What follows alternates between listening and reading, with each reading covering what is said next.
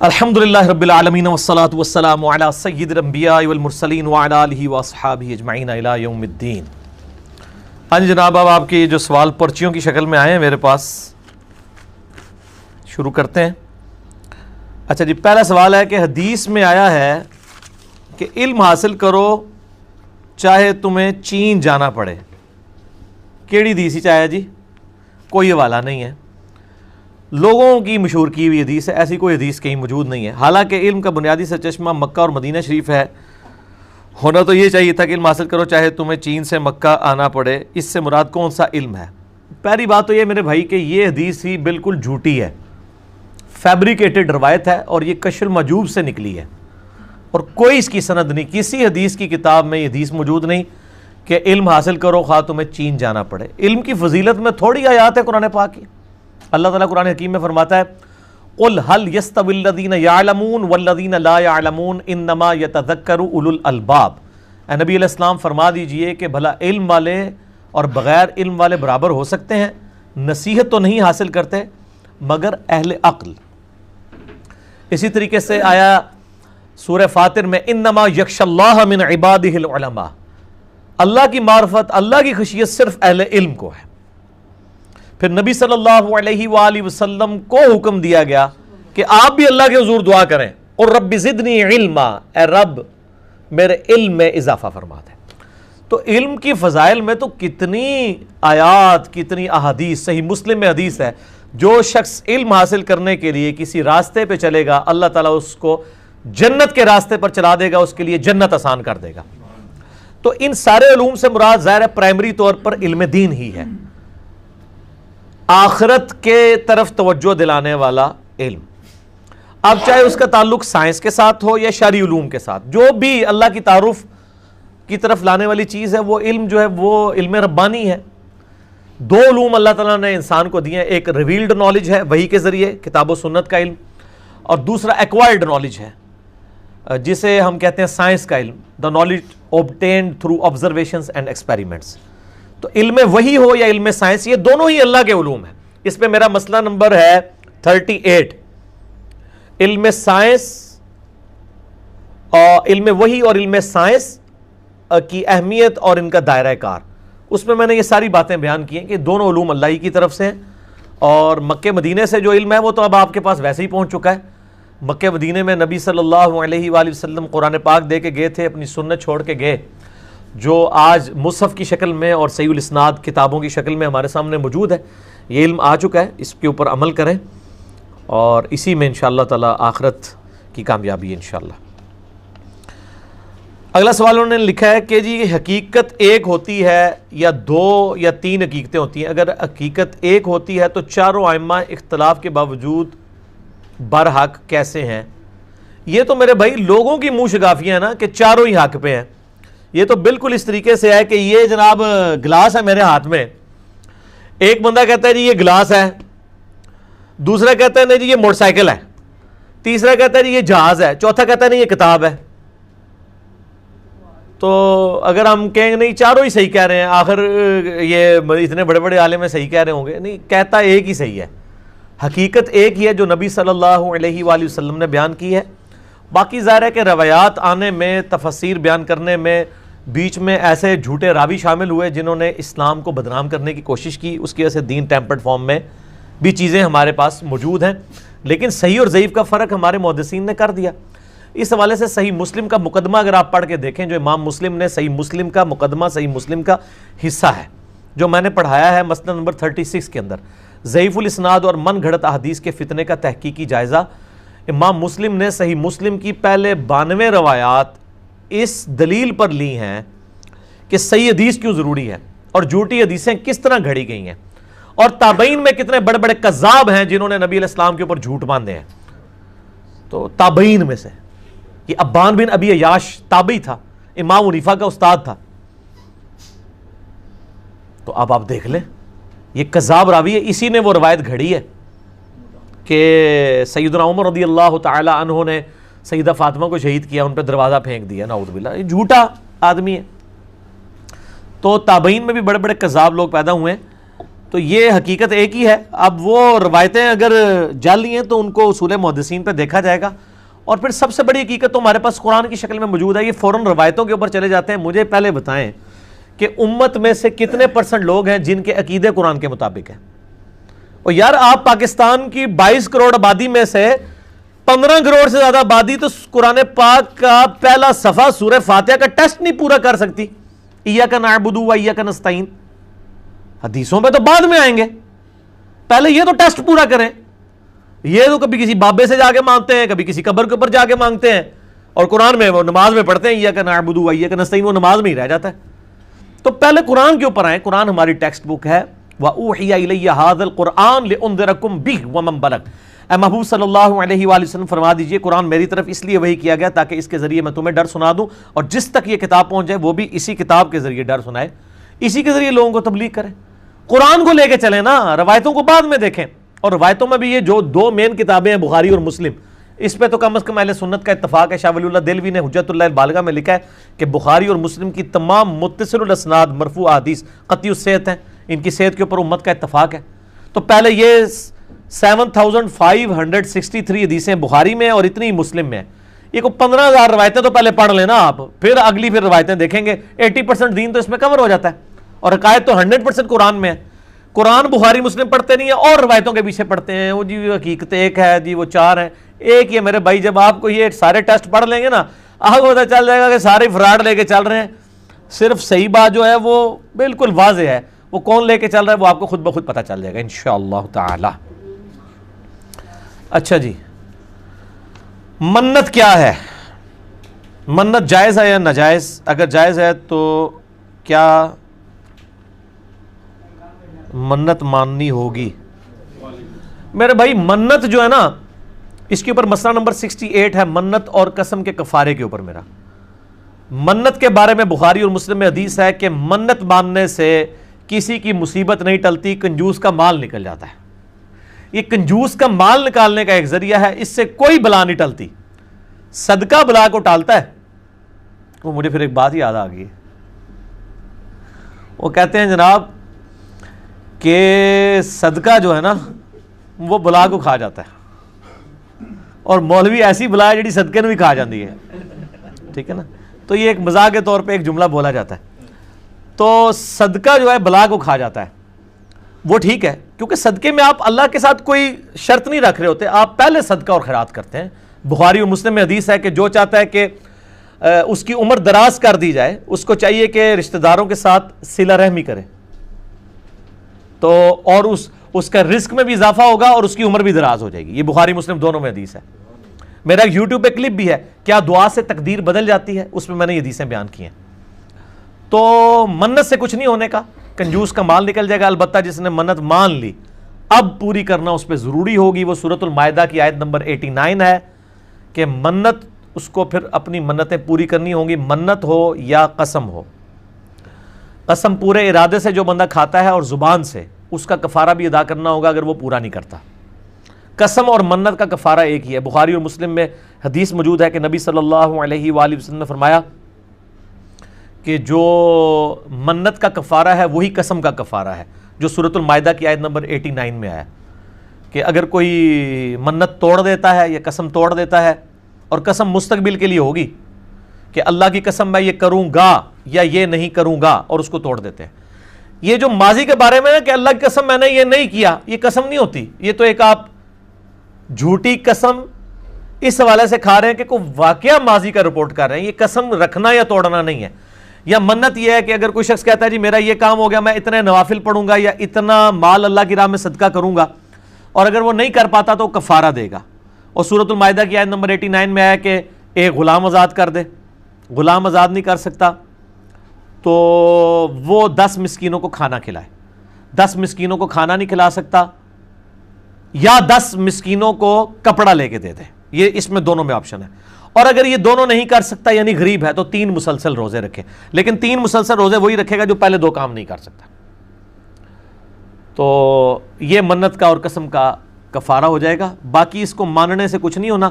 اور جو غلط منتیں ہیں کہ جی میرے گھر بیٹا ہوا تو میں جناب اس کو فلاں دربار تک پیدل چلا کے لے کے جاؤں گی, یا اس کی میں اتنی لمبی ایک جو ہے وہ بالوں کی چٹیاں رکھ لوں گی اور فلاں دربار پہ جا کے اس کو ٹینڈ کرواؤں گی، یہ ساری حرام منتیں ہیں. ان منتوں کا نہ پورا کرنا واجب ہے. پورا کرنا تو حرام کا مرتکب ہوں گے، اور ایسی منت کو توڑنے کا کوئی کفارہ بھی نہیں ہے، کیونکہ یہ منت ہی غلط تھی. کفارہ کون سا؟ ہاں اس کا کفارہ یہ ہے اسی منت کے اوپر توبہ کریں. کیا آندہ میں یہ منت نہیں مانوں گا، یہ مانوں گی اس طرح کی. تو اس حوالے سے یہ میں نے کلیئر کر دیا. ہاں جی آپ سوال کر لیں جو کرنا. ہاں جی اردو میں کریں سوال آپ. ہاں جی جو کیا آپ نے. اس طرح کے سوال یہ ہے کہ میں نے ایک چیز خریدی، ٹھیک ہے، اس میں والد صاحب نے بھی پیسے ڈالے، سسٹر میری نے بھی پیسے دیے، والد صاحب نے بھی پیسے دیے اور بھائی نے بھی پیسے دیے، ٹھیک ہے. لیکن کچھ عرصے بعد ایک مطلب گھر میں میٹنگ ہو رہی تھی تو والد صاحب نے مجھے کہا کہ تم نے وہ پیسے مجھے دینے ہیں. میں نے کہا جی یہ کس طرح میں نے دینے ہیں، کہ میری تو آپ کی کوئی کمٹمنٹ ہوئی نہیں کہ آپ مجھے قرض کے طور پہ یہ پیسے دے رہے ہیں مجھے، ٹھیک ہے. تو کیونکہ کمٹمنٹ تو لازمی ہے کہ آپ مجھے پتہ ہونا کہ آپ مجھے قرض کے طور پہ میں لیتا ہی نہ. میں نے ان کو یہ کہا، میں نے کہا میں لیتا ہی نہ، اگر آپ مجھے پتہ ہوتا کہ آپ قرض کے طور پہ لے کے دے رہے ہیں مجھے. انہوں نے کہا جی نہیں جی تو دینے. میں نے بڑا آپ سے لیے انہوں نے یا باقی بہن بھائیوں سے؟ نہیں میرے سے ہی، وہ دیے مجھے جیسے نا، میں نے چیز خریدی تھی اس میں پیسے ڈالے تھے تو وہ پھر بارہ میں نے ان کو دے دیے. لیکن میں یہ پوچھنا چاہتا ہوں کیا وہ دینے میرے بنتے تھے ان کو واپس؟ ٹھیک ہے. یہ سوال تو پہلے تو مطلب والدین سے پوچھنا چاہیے کہ انہوں نے کیوں نہیں کلیئر کیا پہلے. اس لحاظ سے تو ان کی زیادتی ہے کہ ان کو کلیئر کرنا چاہیے تھا آپ کو دینے سے پہلے. دوسرا سنن ابن ماجہ میں حدیث ہے تو اور تیرا مال تیرے باپ کا ہے، ٹھیک ہے جی. تو الٹیمیٹلی تو وہ مالک ہیں، چاہے وہ آپ نے بھی کمایا ہوا ہے، کیونکہ آپ بھی تو ان کی انویسٹمنٹ ہے. اور بخاری و مسلم کی حدیث ہے کہ جو شخص کسی کو تحفہ دے کے واپس لے تو وہ گویا ایسے ہی ہے جیسے تھوک کے چاٹے، سوائے باپ کے. اگر وہ اپنی اولاد کو کوئی تحفہ دیتا ہے تو وہ واپس لے بھی سکتا ہے، ٹھیک ہے. تو آپ کے کیس میں اگر آپ نے اس کو تحفہ بھی سمجھا ہوا تھا نا تب بھی وہ واپس لے سکتا ہے، ٹھیک ہے نا. چے جائے کہ قرض، تو آپ والی بات ہی اگر صحیح مان لی جائے کہ آپ نے اسے تحفہ سمجھا تھا تب بھی وہ آپ سے واپس لے سکتا ہے. لیکن ظلم نہیں کر سکتا کہ آپ افورڈ ہی نہیں کر سک رہے اور وہ زبردستی آپ سے لیں. ان کو خود بھی خیال کرنا چاہیے کہ وہ بندہ افورڈ کر سکتا ہے نہیں، اور آپ نے تو کہا میں نے واپس کر دیا. بہت اچھی بات ہے، بہت اچھی بات ہے، واپس کر دیا. تو واپس کرنے میں ہی عافیت تھی. ایک اور سوال. ہاں جی اور سوال کیا ہے؟ دوسرا سوال یہ کہ جو ہے پچھلے جو میرا پڑوسی ہے اس نے جوتی نہیں پہنی ہوئی تھی، تو میں نے اس کو کہا ماشاء اللہ جناب جوتی دی بڑی مبارک ہوئے. وہ آ گیا تھا دعوت ہماری جوتی دی مبارک نہیں رہے گا. اچھا جوتی دی مبارک نہیں ہوتی، تو اس میں کیا حقیقت ہے؟ کوئی حقیقت نہیں ہے جی. کسی بھی نیک چیز جو اچھی چیز جو آپ کے استعمال میں ہے، دیکھیں نا ابو داؤد میں حدیث ہے نبی صلی اللہ علیہ وآلہ وسلم جب نیا کپڑا پہنتے تھے، نیا لباس پہنتے تھے تو باقاعدہ دعا مانگا کرتے تھے، الحمدللہ الذی کسانی ھذا الثوب ورزقنی من غیر حول منی ولا قوہ. کھانے کے بارے میں بھی دعا آتی ہے اور اس طرح کی نئی چیزوں کے بارے میں. تو لباس عربی میں صرف کپڑے نہیں ہے، جوتی بھی لباس کا حصہ ہے، پگڑی بھی لباس کا حصہ ہے. وہ یہ کہتا ہے جوتی پاؤں ہی پائدے دی اس طرح نہیں پاؤں میں، کیونکہ پاؤں اتار کے پھر پھینک دیں. نہیں تو پاؤں بھی تو ہے نا. اور صحیح مسلم میں حدیث ہے نبی صلی اللہ علیہ وآلہ وسلم نے فرمایا کہ جس کے دل میں رائی کے دانے کے برابر بھی تکبر ہوا وہ جنت میں نہیں جائے گا. تو ایک صحابی نے پوچھا یا رسول اللہ صلی اللہ علیہ وسلم بعض کا انسان کی خواہش ہوتی ہے کہ اس کے کپڑے اور جوتیاں اچھی ہوں، کیا یہ بھی تکبر ہے؟ تو آپ صلی اللہ علیہ وآلہ وسلم نے فرمایا نہیں یہ تکبر نہیں ہے، اللہ بھی خوبصورت ہے اور خوبصورتی کو پسند فرماتا ہے. تکبر یہ ہے کہ تم حق بات سے اناد کرو، یعنی حق بات کو قبول نہ کرو جبکہ دل گواہی دے دے کہ یہ بات سچی ہے، اور دوسروں کو حقیر سمجھو. جب آپ دوسروں کو حقیر سمجھیں گے تو یہ تکبر کی علامت ہے، ٹھیک ہے نا جی. تو اگر آپ نے اچھی جوتیاں پہنی بہت اچھی بات ہے، پہنے اچھے کپڑے پہنے، کوئی تکبر نہیں ہے، لیکن اس کی بنیاد پہ دوسروں کو حقیر نہ سمجھے. تو جوتی اگر خوبصورتی کی علامت ہے تو اس پہ کوئی مبارکباد دے دیتا ہے، کوئی حرج نہیں. اس طرح پبلک میں یہ بھی مشہور ہے جی وہ نماز پڑھتے ہوئے آگے جوتی پڑی ہو تو نماز نہیں ہوتی ہے. وہ ایک لطیفہ بھی ہے نا، کہتے ہیں جی آگے جوتی رکھے تو نماز نہیں ہوتی، پیچھے رکھو تو جوتی نہیں ہوتی، یعنی چوری ہو جاتی ہے. تو ایسا کوئی مسئلہ نہیں ہے اس حوالے سے. اب لوگوں کو چونکہ دین کا علم نہیں ہے، لوگوں میں تو بڑا بڑا کچھ مشہور ہے ادھر جوتیوں کے حوالے سے. وہ ایک الیاس قادری صاحب بھی بیان کر رہے ہیں کہ جی مولا علی علیہ السلام کا قول ہے کہ کالی جوتی جو ہے یہ مصیبت لے کے آتی ہے. پتہ نہیں کہاں لکھا ہوا ہے، بالکل جھوٹ ہے یہ، کوئی ایسا قول نہیں ہے ان کی طرف. اور دوسرا یہ کہ کالی جوتی تو آپ کوئی بھی لیں اس کا تلوا تو کالا ہی ہوتا ہے عموماً. ٹھیک ہے جی. تو وہ پھر پیلی چپل انہوں نے وہ بنائی ہوئی ہے, وہ آپ دیکھیں پیلی چپلیں بھی انہوں نے پہنی ہوئی ہیں. تو بس یہ اسی قسم کی یعنی من گھڑت چیزیں ہیں. کیا ذوالکفل کا ذکر قرآن اور حدیث میں کہیں اور بھی آتا ہے؟ آتا ہے نا جی, سورہ صاد میں بھی آیا نا, ایک جگہ ہی آ گیا بہت ہے. کیا یہ نبی بنی اسرائیل ہی میں مبعوث ہوئے تھے؟ اس کی دلیل کہاں ملتی ہے؟ کوئی دلیل نہیں ہے جی ہمارے پاس. ذوالکفل کے بارے میں بعض لوگ یہ بھی کہتے ہیں کہ یہ جو بدھا ہے یہ شاید ذوالکفل ہی تھے, اور وہ اس کو سنسکرت سے اس طرح ٹرانسلیٹ کرنے کی کوشش کرتے ہیں. واللہ عالم, ہمیں کوئی ڈیٹیل نہیں بتائی گئی. سینکڑوں ہزاروں پیغمبر آئے ہیں. وَإِن مِّن أُمَّةٍ إِلَّا خَلَا فِيهَا نَذِيرٌ, کوئی امت ایسی نہیں گزری, اللہ تعالیٰ فرماتا ہے کہ ہم نے اس میں کوئی ڈر سنانے والا نہ بھیجا ہو. ہر امت میں کوئی نہ کوئی ڈر سنانے والا آیا ہے, لیکن ہمیں اس کی تفصیلات نہیں. قرآن حکیم میں بائی نیم صرف 25 انبیاء کا ذکر آیا ہے, 25 کا, باقیوں کے نام بھی نہیں آئے. نہ کو مزارات کے ایڈریس آئے ہیں کہ فلاں جگہ آپ حاضری دے سکتے ہیں. اللہ تعالیٰ کے لیے یہ چیزیں امپورٹنٹ نہیں ہیں. امپورٹنٹ یہ ہے کہ انبیاء کی تعلیمات کیا ہیں, وہ قرآن حکیم میں تمام نبیوں کی دعوت کا خلاصہ یہی قرآن حکیم ہے, اور وہ اللہ تعالیٰ نے کانٹے کی بات سورۃ الاعلیٰ میں کر دی. بل تؤثرون الحیات الدنیا, بلکہ تم دنیا کی زندگی کو ترجیح دیتے ہو. والآخرۃ خیر وابقیٰ, جبکہ آخرت بہتر بھی ہے اور ہمیشہ رہنے والی بھی. ان ھذا لفی الصحف الاولیٰ, یہی ایک بات تھی کانٹے کی جو تمام آسمانی صحیفوں میں تھی اس سے پہلے جو قرآن کے نازل ہوئے. صحف ابراہیم و موسیٰ, چاہے وہ ابراہیم علیہ السلام کے صحیفے ہوں یا موسیٰ علیہ السلام کے صحیفے, ایک ہی بات تھی کانٹے کی کہ اصل زندگی آخرت کی زندگی ہے, اور دنیا کی زندگی ہمیشہ کی زندگی نہیں ہے. آخرت کی زندگی ہمیشہ کی ہے, دنیا کی ختم ہو جانے والی ہے. صرف حق کو پہچاننا کافی ہے یا اس پر عمل کرنے کی بھی اہمیت ہے؟ یہ تو کوئی سوال پوچھنے والا ہی نہیں میرے بھائی, یہ تو سب کو پتہ ہے کہ یہ اسی طریقے سے ہے کہ کیا روٹی سامنے رکھ لینا ہی کافی ہے یا اس کو منہ میں بھی ڈالنا چاہیے؟ بھئی روٹی ہے ہی اس لیے ہے کہ پیٹ بھرے تو اس کو منہ میں بھی ڈالنا ہوگا. سامنے رکھ کے تو آپ بیٹھ کے بے شک پورا دن دیکھتے رہے, آپ پیٹ تو آپ کا خالی رہے گا. اسی طریقے سے حق اگر آپ کے علم میں آ گیا اور آپ اس کے اوپر عمل نہیں کر رہے تو آپ کے کسی کام نہیں آئے گا. علم اور عمل دونوں ضروری ہیں. دیکھیں سورہ الذاریات میں اللہ تعالیٰ نے ہر چیز جوڑوں کی شکل میں پیدا کی ہے, مرد و عورت بھی جوڑا ہے, نباتات میں بھی میل فیمیل جوڑے ہیں, حیوانات میں بھی میل فیمیل جوڑے ہیں. پھر اللہ تعالیٰ نے جو اخلاقی چیزیں رکھی ہیں ان میں بھی جوڑے ہیں. امر بالمعروف و نہی عن المنکر, نیکی کا حکم دینا برائی سے روکنا, یہ بھی جوڑا ہے. علم اور عمل یہ بھی جوڑا ہے.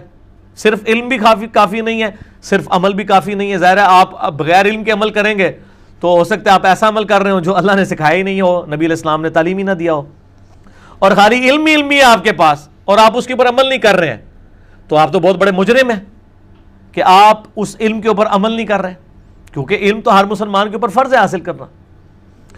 تو یہ جوڑوں کی شکل میں. اسی طریقے سے دنیا اور آخرت یہ بھی جوڑا اللہ نے بنا دیا. تو یہ ساری چیزیں جوڑوں کی شکل میں. یہ دروازہ کیوں کھولا ہوا ہے میرے بھائی, اس کو بند کریں, بند کریں. اخلاقیات اسلام میں کتنی ضروری ہیں؟ انسان تہجد گزار اور اخلاق اس بندے میں تھوڑا سا بھی نہ ہو تو کیا اس انسان کی عبادت کا کوئی فائدہ ہے؟ نہیں, عبادت کا فائدہ تو اپنی جگہ ہے, اخلاقیات تو اپنی جگہ ضرور ہونے چاہیے. وہ نبی علیہ السلام کے سے پوچھا گیا, صحیح بخاری میں ہے, کہ ایک عورت ہے بڑی, وہ نمازی ہے, سب کچھ ہے, لیکن اس کے پڑوسی اس سے تنگ ہے. آپ فرمایا دوست کی ہے. اور دوسری کے بارے میں کہا کہ وہ زیادہ عبادت گزار نہیں, بس فرائض پوری کرتی ہے. فرائض تو نہیں جان چھٹنی, یہ نہیں ہے کہ بے نمازی ہے وہ, فرائض پورے کرتی ہے, نفلی باتیں اس کی اتنی نہیں ہے, لیکن پڑوسیوں کے ساتھ اس نے اخلاق کرتی ہے. آپ نے فرمایا جنتی ہے. یہ کہیں نہیں آیا کہ نماز بھی نہیں پڑھتی بس خالی خوشی کرتی رہنی لوگوں نو تو جنتی ہے. نہ ادھی گل نہیں کرو گے, پوری گل. ٹھیک ہے جی, اخلاقیات کی بھی اہمیت ہے اور عبادات کی بھی اہمیت ہے. یہ بھی جوڑے ہی ہے نا, حقوق اللہ حقوق العباد, یہ بھی جوڑا ہی ہے. ایک قول حضرت علی سے روایت ہے کہ جس گھر یا محفل میں آپ کی عزت نہ کی جائے یا تکفیر کی جائے وہاں جانے سے گریز کیا جائے. میرے علم میں تو کوئی ایسی بات نہیں ہے کہ جی آپ کی جہاں پہ عزت نہ ہو آپ وہاں نہ جائیں. میرے علم میں کوئی ایسی بات نہیں ہے جی. سیدنا علی رضی اللہ تعالیٰ کے بارے میں تو اکثر اقوال جو مشہور ہے نا, وہ ایویں بس ہر ایک کے نیچے جو ہے نا وہ لکھ کے حضرت علی کا قول مشہور کر دیا جاتا ہے. اور خود سیدنا علی کی آپ اپنی شخصیت دیکھ لیں کہ ان کی زندگی پوری انکساری کے اوپر ہی مبنی ہے. تو مطلب وہ جو واقعہ بڑا مشہور ہے جس کی وجہ سے ہم کرم اللہ وجہ الکریم ان کو کہتے ہیں کہ انہوں نے میدان جنگ میں کافر کو پچھاڑا, اس کے سینے پہ چڑھ گئے اور اس نے تھوک دیا سیدنا علی کے چہرے پہ، تو حضرت علی اتر گئے. اس نے کہا یہ کیا ہوا؟ فرمایا پہلے تو میں اللہ کی وجہ سے تجھے قتل کرنے لگا تھا، اب میرا غصہ بھی اس میں شامل ہو گیا تو میں نے اس لیے پھر تجھے چھوڑ دیا. تو اس نے اس کی وجہ سے وہ اسلام قبول کر لیا. تو اس نے کوئی حضرت علی کی عزت تو نہیں کی تھی، بےعزتی کی تھی، لیکن سیدنا علی نے اس کے ساتھ حسن سلوک ہی کیا. اس واقعے کی وجہ سے آج تک ہم کرم اللہ وجہ الکریم کہتے ہیں کہ اللہ تعالیٰ ان کے چہرے کے اوپر اپنا کرم نازل فرمائے کہ انہوں نے چہرے پہ تھوک اللہ کے لیے برداشت کی. صحیح یہ بس واقعات اس میں سیرت کی کتابوں میں ملتا ہے نا، ریفرنس کوئی نہیں ہے ان چیزوں کے. جو واقعات ہیں وہ اسی طریقے سے ہی ہوتے ہیں، بس ان کو تلقی بالقبول حاصل ہوتی ہے نا. جیسے اس واقعے کو تلقی بالقبول حاصل ہوگی ہے، اسی طریقے سے سیدہ فاطمہ تو زہرا کا جو لقب ہے زہرا، وہ مجھے کسی حدیث کی کتاب میں تو نہیں ملا، لیکن تلقی بالقبول عملی تواتر کے ساتھ چیزیں ٹرانسفر کر رہی ہیں، یعنی امت میں کوئی دوسری رائے نہیں پائی جاتی اس حوالے سے، تو وہ خود بخود اجماعی دلیل ہو جاتا ہے. اس کے لیے یہ چیز ضروری نہیں ہوتی ہے کہ وہ آپ اس کے لیے کوئی اور دلیل پیش کریں اس حوالے سے. ہاں جی جناب، انشورنس کی شرعی حیثیت کیا ہے؟ یہ سوال ہوا ہے جی. میں نے پہلے بھی کئی دفعہ عرض کیا ہے کہ انشورنس نام سے نہ کوئی ہمیں چڑ ہے، اور نہ یہ بعض لوگوں نے جو مشہور کر دیا ہے کہ جی یہ توکل کے منافی ہے. ایسا نہیں ہے. نبی صلی اللہ علیہ وآلہ وسلم بھی بیت المال میں سے اپنے گھر والوں کا خرچہ لیا کرتے تھے، ایڈوانس بھی لے لیا کرتے تھے. یہ کوئی مسئلہ نہیں ہے. یہ گھر کے اندر کچھ رکھنا جوڑنا یہ منع ہو ایسا تو نہیں ہے. اگر یہ منع ہوتا تو زکوٰۃ کا کنسیپٹ ہی نہ ہوتا. سیدنا عثمان غنی رضی اللہ تعالیٰ عنہ نے جو غزوہ تبوک کے موقع پہ 700 اونٹ دیے ہیں تو وہ جوڑے ہوئے تھے تو دیے نا. آج کا اربوں روپے بنتا ہے، تو یہ تو نہیں ہے کہ جوڑا ہوا نہیں تھا. زکوٰۃ دیں گے مال پاک ہو جاتا ہے. انشورنس فی نفسی تو اچھی چیز ہے. ہمیں اختلاف یہ ہے کہ انشورنس جو کمپنیاں ہیں وہ اس مال کو لے کے آگے سودی کاروبار کر رہی ہیں. اگر وہ اس سے حلال کاروبار کریں، حلال چیزوں میں لگائیں، حلال ڈیویڈنڈ دیں، کوئی ہمیں اعتراض نہیں ہے. انشورنس تو بہت بڑا نیکی کا کام ہے اگر کسی کے ساتھ کر دیا جائے، اگر ایسا ہو. باقی کون سی کمپنیاں جو ہیں وہ کر رہی ہیں نہیں کر رہی ہیں یہ اب آپ نے خود ہی تحقیق کرنی ہے. جو کمپنی آپ کو اینول رپورٹ دے، پورا بتائے کہ ہم نے کہاں پہ کس مد میں خرچہ کیا، اس میں سے کیا پروفٹ ہوا، وہ حلال تھا یا حرام تھا، حلال جگہ پہ لگا یا حرام جگہ پہ، یہ چیزیں. اگر انہوں نے کمپنیوں نے آگے سودی قرضے دیے ہوئے ہیں اور اس سود میں سے کما کے کچھ ڈیویڈنڈ سود میں سے آپ کو دے رہے ہیں کچھ اپنے پاس، تو آپ پھر خود ہی سمجھ جائیں کہ وہ حرام ہے. تو اس لیے ہر چیز کے اوپر جو ہے وہ نٹی گٹیز میں نہیں جانا ہوتا. اس طرح وہ بعض لوگ پوچھ رہے تھے جی پی ایف کا سود، بھی جب لفظ سود بول دیا تو سود کہیں بھی ہوگا وہ غلط ہی ہوگا. ٹھیک ہوگا جی. باقی میرا یوٹیوب پہ کلپ ہے اسلامک بینکنگ، انجینئر محمد علی مرزا، وہ کلپ آپ کھول لیں. اس پہ اسلامک بینکنگ کے پوائنٹ آف ویو سے کرپٹو کرنسی جو ہے وہ آج کل جو آئی ہوئی ہے اس کے اوپر، انشورنس کے اوپر، اسٹاک ایکسچینج کے اوپر، ان ساری چیزوں پہ میں نے ڈیٹیل سے ڈسکشن کی ہے. اچھا جی، ایک اور یہ سوال ہوا ہے کہ جی یہ ای دعوت کیسے کی جائے، دیوبندی بریلوی اہل حدیث شیعہ تک بات کیسے پہنچائی جائے. تو وہی اسی طریقے سے جو مسئلہ نمبر 179 میرا ریکارڈڈ ہے انجینئر محمد علی مرزا عوام الناس کی عدالت میں، اس میں 20 سوال مجھ سے ہوئے ہیں. ان میں نے انہی چیزوں کے اوپر تو ٹپس دی ہیں کہ آپ نے دعوت کیسے پہنچانی ہے کامن ٹرم کے اوپر. اور وہ ہم نے آلریڈی اپنے یوٹیوب کے اوپر شارٹ کلپ چینل کے اوپر ایک پرومو لگایا جو ہماری ویب سائٹ ahlsunnatpak.com پہ بھی ہے. 20-21 منٹ کا پرومو ہے. کیا بریلوی، دیوبندی، اہل حدیث اور سنی شیعہ سب کافر ہیں؟ یعنی آپس میں تو ان دونوں نے ایک دوسرے کو سب نے کافر ہی ڈکلیئر کیا ہوا ہے. تو میں نے اس کے جواب میں کچھ جو ہے وہ چیزیں بیان کی ہیں. وہ پرومو ہے، وہ آپ لوگوں کو شیئر کریں. جو ایک دفعہ دیکھتا ہے نا اس کے 14 طبق روشن ہو جاتے ہیں. باقی یہ کہ کامن ٹرمز پہ بات کریں، اور پھر آپ کی دعوت موسمی بھی ہونی چاہیے. اگر آپ رمضان کے اندر محرم کا کلپ شیئر کروا رہے ہیں تو یہ آپ کو دین کی خدمت نہیں کر رہے. محرم سے ریلیٹڈ ہمارا کلپ محرم کے مہینے میں شیئر کروائیں، رمضان المبارک سے ریلیٹڈ رمضان کے مہینے میں کروائیں، ربیع الاول سے ریلیٹڈ ربیع الاول کے مہینے میں کروائیں، تاکہ لوگوں کو بات پہنچے. اور ہماری الحمدللہ جس ٹاپک پہ بھی کلپ ہوتا ہے وہ اتنا بیلنس ہوتا ہے، نہ تو کسی مقطع فکر کی کیٹاگوریکل نفی ہوتی ہے اور نہ کیٹاگوریکلی کسی کو انڈورس کیا ہوتا ہے. ایک ایسی بات ہوتی ہے کہ یہاں پہ اتنی بات درست ہے، یہ کلوف کیا ہے، کہ وہ جو بندہ ایک بار سنتا ہے کہتا ہے گل ٹھیک ہوئی ہے جی، تو آگے اس کا وہ دماغ کھل جاتا ہے.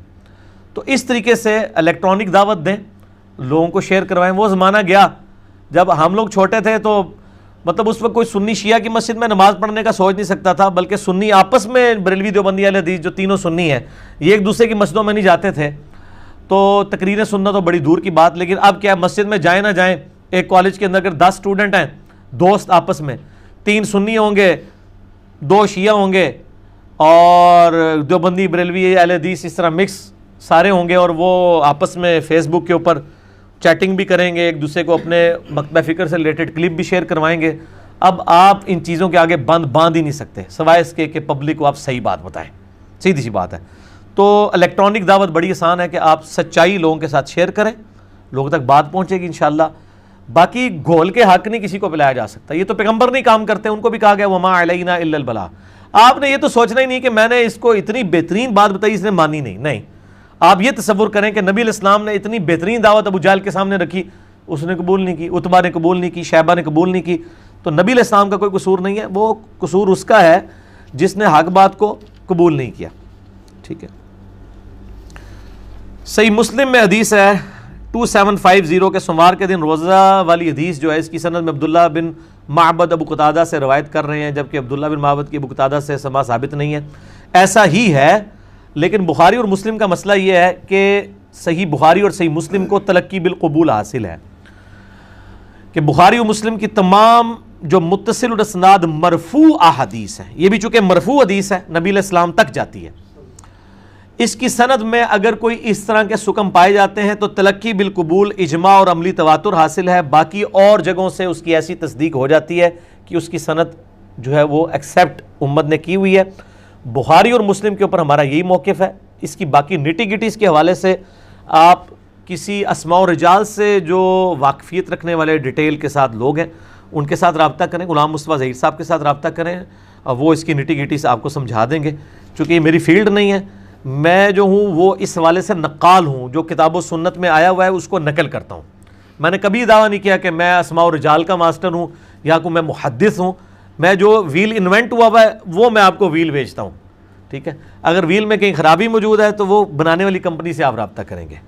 چونکہ بخاری مسلم کے بارے میں ہمارا موقف یہ ہے کہ اس کی تمام صحیح الاسناد جو متصل الاسناد مرفوع حدیث ہیں قطعی الصحت ہیں، لہٰذا اس میں ہمارا موقف بالکل کلیئر ہے، تو اس کی ہم ڈیٹیل میں نہیں جائیں گے۔ کیا سنت ادا کر رہے ہیں اور جماعت فرض نماز شروع ہو جائے تو کیا کریں؟ اگر تو آپ مطلب آخری رکعت میں ہیں تو فوراً سے یعنی تشہد تک پہنچیں اور محمدن عبدہ و رسولہ کے بعد صرف چھوٹا سا دروشی پڑھیں، اللہم صلی علی محمد وعلی آل محمد، اور سلام پھیر دیں تو آپ کی نماز مکمل ہو جائے گی۔ اور ابھی 1-2 رکعتیں اگر پڑھی ہوئی ہیں اور آپ کو پتہ ہے کہ اس کی وجہ سے آپ کا قیام مس ہو جائے گا، پہلی رکعت چھوٹ جائے گی، تو آپ نماز کو وہیں پہ چھوڑ دیں اور پھر اس نماز کو دوبارہ لوٹا لیں، اس نفلی نماز کو۔ ظہر و عشاء کی نماز کتنی ہے؟ ہم تو بریلویت کے وقت کی نمازیں پڑھ رہے ہیں، 4 سنتے، 4 فرض، 2 سنتے۔ میرے بھائی فرض نماز کی 17 رکھتے ہیں، اس پہ میرا کلپ یوٹیوب کے اوپر رکھا ہوا ہے، وہ آپ دیکھ لیں۔ نماز تو فرض وہی ہے، 2 فجر کے، 4 ظہر، 4 عصر، 3 مغرب، 4 عشاء، باقی سنتیں تو ہیں مؤکدہ۔ اب وہ اگر کوئی نہیں پڑھتا اس کو ہم گناہ گار تو نہیں کہتے، لیکن ابو داؤد میں ایک حدیث ہے کہ جب کسی کے فرائض میں کمی نکلے گی تو نفلی عبادت یعنی سنتیں اس کے ایکویلنٹ تولی جائیں گی اور اللہ تعالیٰ اس کے فرض کی کمی پوری کر دے گا، اور وہ 12 رکھتے ہیں۔ 2 فجر سے پہلے، بخاری مسلم میں آئی ہیں، 2 فجر سے پہلے، 4 ظہر سے پہلے، 2 ظہر کے بعد، 2 مغرب کے بعد، 2 عشاء کے بعد، اور 3 وتر جو ہیں اس کے علاوہ ہیں، وہ 5 بھی پڑھ سکتے ہیں، 3 بھی اور 1 وتر بھی، لیکن عمومی عمل صحیح بخاری میں 3 وتر کا ہے، مسئلہ نمبر 130 میرا ریکارڈڈ موجود ہے، وہ آپ دیکھ سکتے ہیں۔ فجر کی سنت اگر جماعت شروع ہو جائے تو کب پڑھیں؟ جب جماعت، تو بخاری مسلم میں حدیث ہے جب فرض کی اقامت ہو جائے تو کوئی نماز درست نہیں ہے، ٹھیک ہے؟ تو آپ سنتے پھر نہیں پڑھ سکتے، آپ فرض نماز ہونے کے فوراً بعد پڑھ لیں۔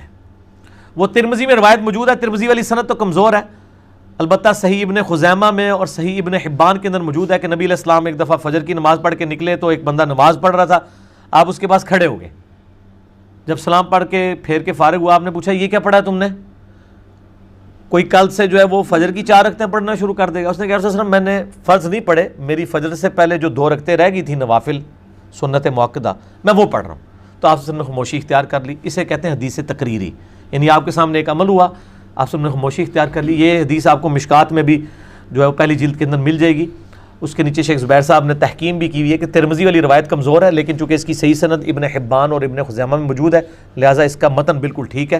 فوراً بعد پڑھ لیں، اور اگر آپ سورج نکل کے پڑھنا چاہتے ہیں اس وقت بھی پڑھ لیں، لیکن یہ جو عوام میں مشہور ہے کہ جی اتنی دیر آپ مسجد میں بیٹھے رہیں گے، یہ تو فقہ حنفی میں بھی کہیں نہیں لکھا ہوا، یہ لوگوں نے مشہور کیا ہوا ہے۔ آپ گھر جا سکتے ہیں، اور اگر کوئی نہیں بھی پڑھتا گناہ گار کوئی نہیں ہے، بعد میں پڑھ لیں، زور سے پہلے پڑھ لیں، زور کے بعد پڑھ لیں، 12 رکعتیں دن رات میں پوری کر لیں، ٹھیک ہوگا جی؟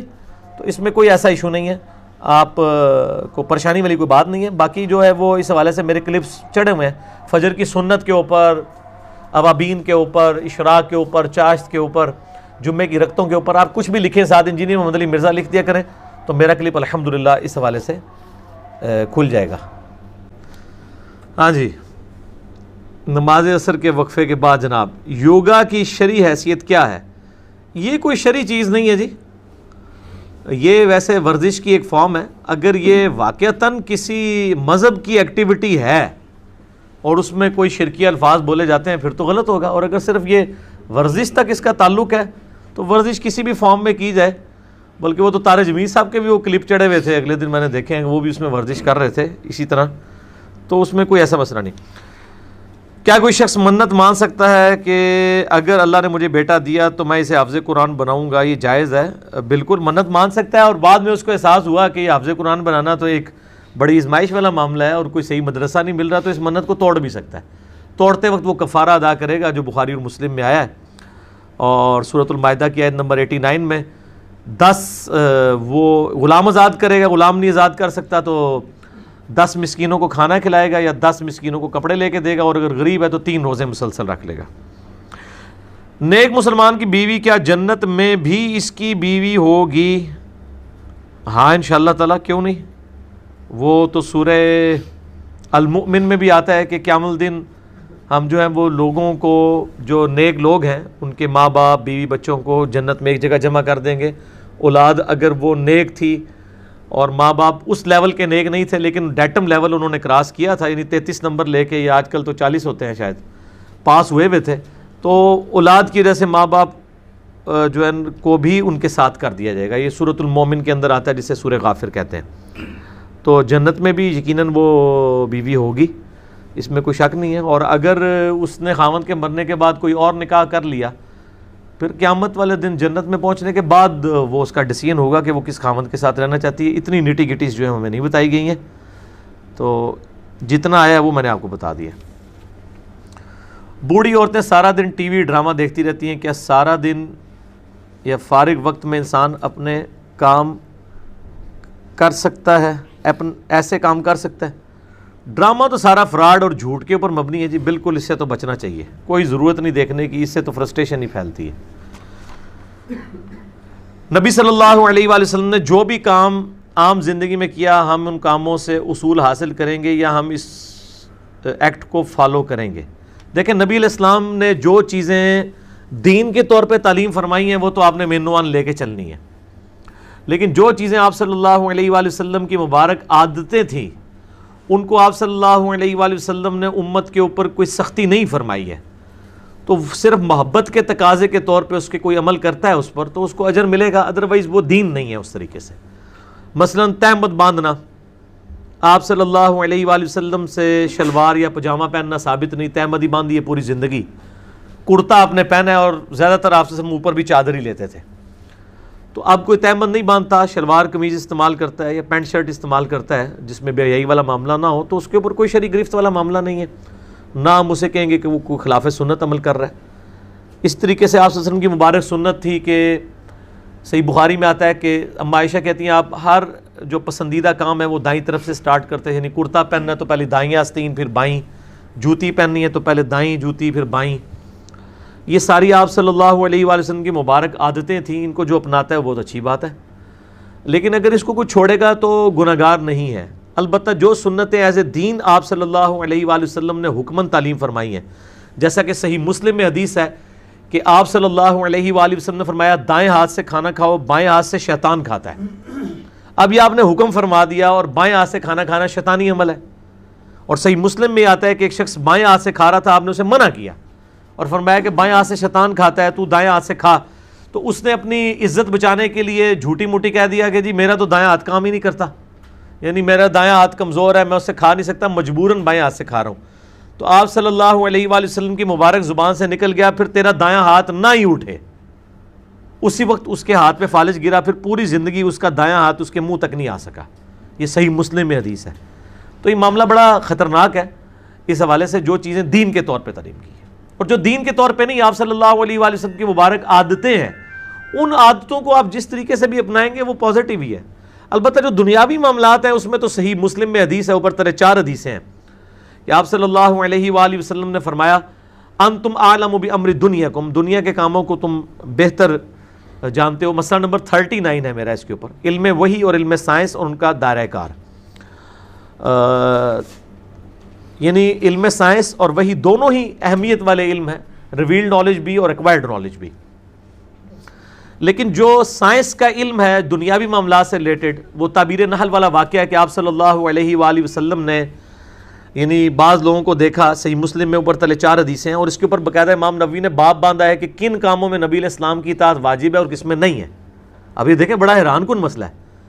تو آپ صلی اللہ علیہ وآلہ وسلم نے یعنی کچھ لوگوں کو دیکھا وہ کھجوروں کی پیوند کاری کر رہے ہیں، تو آپ صلی اللہ علیہ وآلہ وسلم نے فرمایا اگر ایسا نہ کرو تو کیا ہے.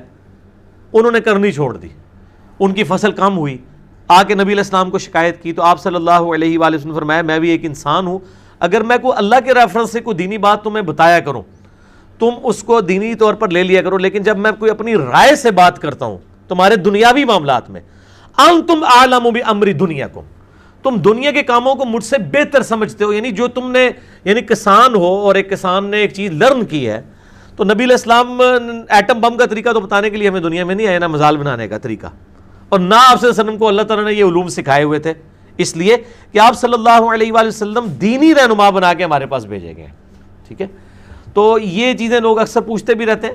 تو آپ صلی اللہ علیہ وآلہ وسلم نے دین کے معاملے میں فرمایا کہ میری اطاعت کرو گے. دنیاوی معاملات میں اگر کوئی مشورہ ہے اور تجربے سے آپ کو بات پتہ چلتی ہے، تو آپ علیہ السلام بھی تجربے سے ہی ایک بات کر رہے ہیں، تو اس کے بارے میں اختلاف رائے بھی ہو سکتا ہے، وہ دین کے طور پر نہیں ہے. جیسا کہ بخاری اور مسلم میں آتا ہے، آپ صلی اللہ علیہ وآلہ وسلم نے فرمایا کہ کوئی عورت جو یعنی پریگنینسی کے دوران اپنے بچوں کو دودھ نہ پلائے، ٹھیک ہے، تو پھر آپ صلی اللہ علیہ وسلم نے بخاری مسلم میں آتا ہے کہ آپ نے فرمایا کہ جب میں نے دیکھا ہے کہ اہل فارس کی عورتیں جو ہیں وہ دودھ پلاتی ہیں حمل کے دوران اور ان کی صحت پہ کوئی ایسے اثرات نہیں ہوتے ہیں، تو میں تمہیں اس کی اجازت دیتا ہوں. یعنی ایک آپ کا سائنٹیفک ایکسپیرینس تھا. جو چیزیں میڈیکلی اسٹیبلش ہوتی ہیں نا، ان کے لیے قرآن و سنت میں اس طریقے سے دلیل دیکھنے کی ضرورت نہیں ہوتی ہے. جو دین کے معاملات ہیں، یعنی اب فجر کی 2 فرض ہی ہیں، یہ کوئی کہ جی میڈیکلی یہ 3 ہونے چاہیے تو یہ نہیں ہوں گے، یہ 2 ہی رہیں گے. دینی معاملات جو میڈیکل چیزیں ہیں وہ آپ سے نے خود فرما دی ہے نا، انتم اعلم بامر دنیاکم، تم دنیا کے کاموں کو بہتر سمجھتے ہو. کتنی بڑی بات کر دی ہے، اور آپ علیہ السلام نے بالکل انصاف کے ساتھ بات کی ہے. ہم کہتے ہیں یار ایسا کون سا لیڈر ہوگا کہ مذہبی لیڈر ہے اور وہ یہ کہہ رہا ہے کہ بھئی میری ہر بات نہیں، جو دین کے معاملات ہیں اگر دنیاوی طور پر میں اوپینین دیتا ہوں تو تم اس کو بہتر سمجھتے ہو، اپنے معاملات کو دیکھ کے اس چیزوں کو لے کے چلو. ٹھیک ہے جی. ابراڈ سے آئی ہوئی انشورڈ چیزیں استعمال کر سکتے ہیں؟ جب آپ آ ہی گئی ہیں تو اب آپ استعمال کریں، اس میں کیا مسئلہ ہے؟ تو وہ تو آپ منگوانے سے پہلے آپ کو سوچنا چاہیے تھا نا کہ کیا ہے. انشورنس میں نے پہلے بھی بتایا کوئی بری چیز نہیں ہے، سودی کام نہیں اس کی بیگ پہ ہونا چاہیے. فوٹوگرافی کو ذریعہ معاش بنانا کیسا ہے، اور شادی بیاہ میں کس حد تک ویڈیو اور فوٹوگرافی کروا سکتے ہیں؟ فوٹوگرافی کے اوپر تو اب میرے بھائی کوئی ایسا اختلاف اس طرح نہیں رہا. فوٹوگرافی میں وہ منظر جو عام حالت میں دیکھنا حرام ہے وہ فوٹوگرافی میں بھی حرام ہے. اگر کوئی بیہودہ تصویریں بناتا ہے اور اسی طریقے سے جو ہے وہ مرد و عورت کا اختلاط ہے اور وہ ویڈیو جو ہے وہ فیملی ویڈیوز نہیں رہتی ہیں، باہر تک جاتی ہیں، وہ تو یقیناً غلط ہے. باقی اگر یعنی شادی بیاہ کی ویڈیو جو ہے وہ یعنی چند انہی لوگوں تک رہتی ہیں کہ جو رشتہ دار ہیں اور آپ اس کو نیٹ کے اوپر نہیں چڑھاتے اور خطرہ نہیں ہے لیک ہونے کا، پھر تو معاملہ الگ ہے. اس طریقے سے میاں بیوی بھی مطلب اینیورسری کے اوپر ایک تصویر بنا لیتے ہیں اور بنا کے وہ اپنے پاس البم میں لگا لیتے ہیں، وہ تو ٹھیک ہے. لیکن اب وہ جناب نیٹ کے اوپر اس کی وہ ٹکر چلنے شروع ہو جاتے ہیں، پھر تو غلط ہے. یا فیس بک کے اوپر کوئی تصویریں اس قسم کی اپنی فیملی کی شیئر کرواتا ہے، وہ تو بالکل غلط ہے. اور مرد و عورت کا اختلاط بھی ہونا اور اس بنیاد کے اوپر یہ جو کچھ تماشے ہو رہے ہوتے ہیں، یہ تو بالکل غلط ہے جی. میت کا چہرہ دیکھنا اور قبر پر مٹی ڈالنا کتنا ضروری ہے؟ سنت ہے جی. بخاری مسلم میں حدیث ہے کہ نبی صلی اللہ علیہ وآلہ وسلم نے فرمایا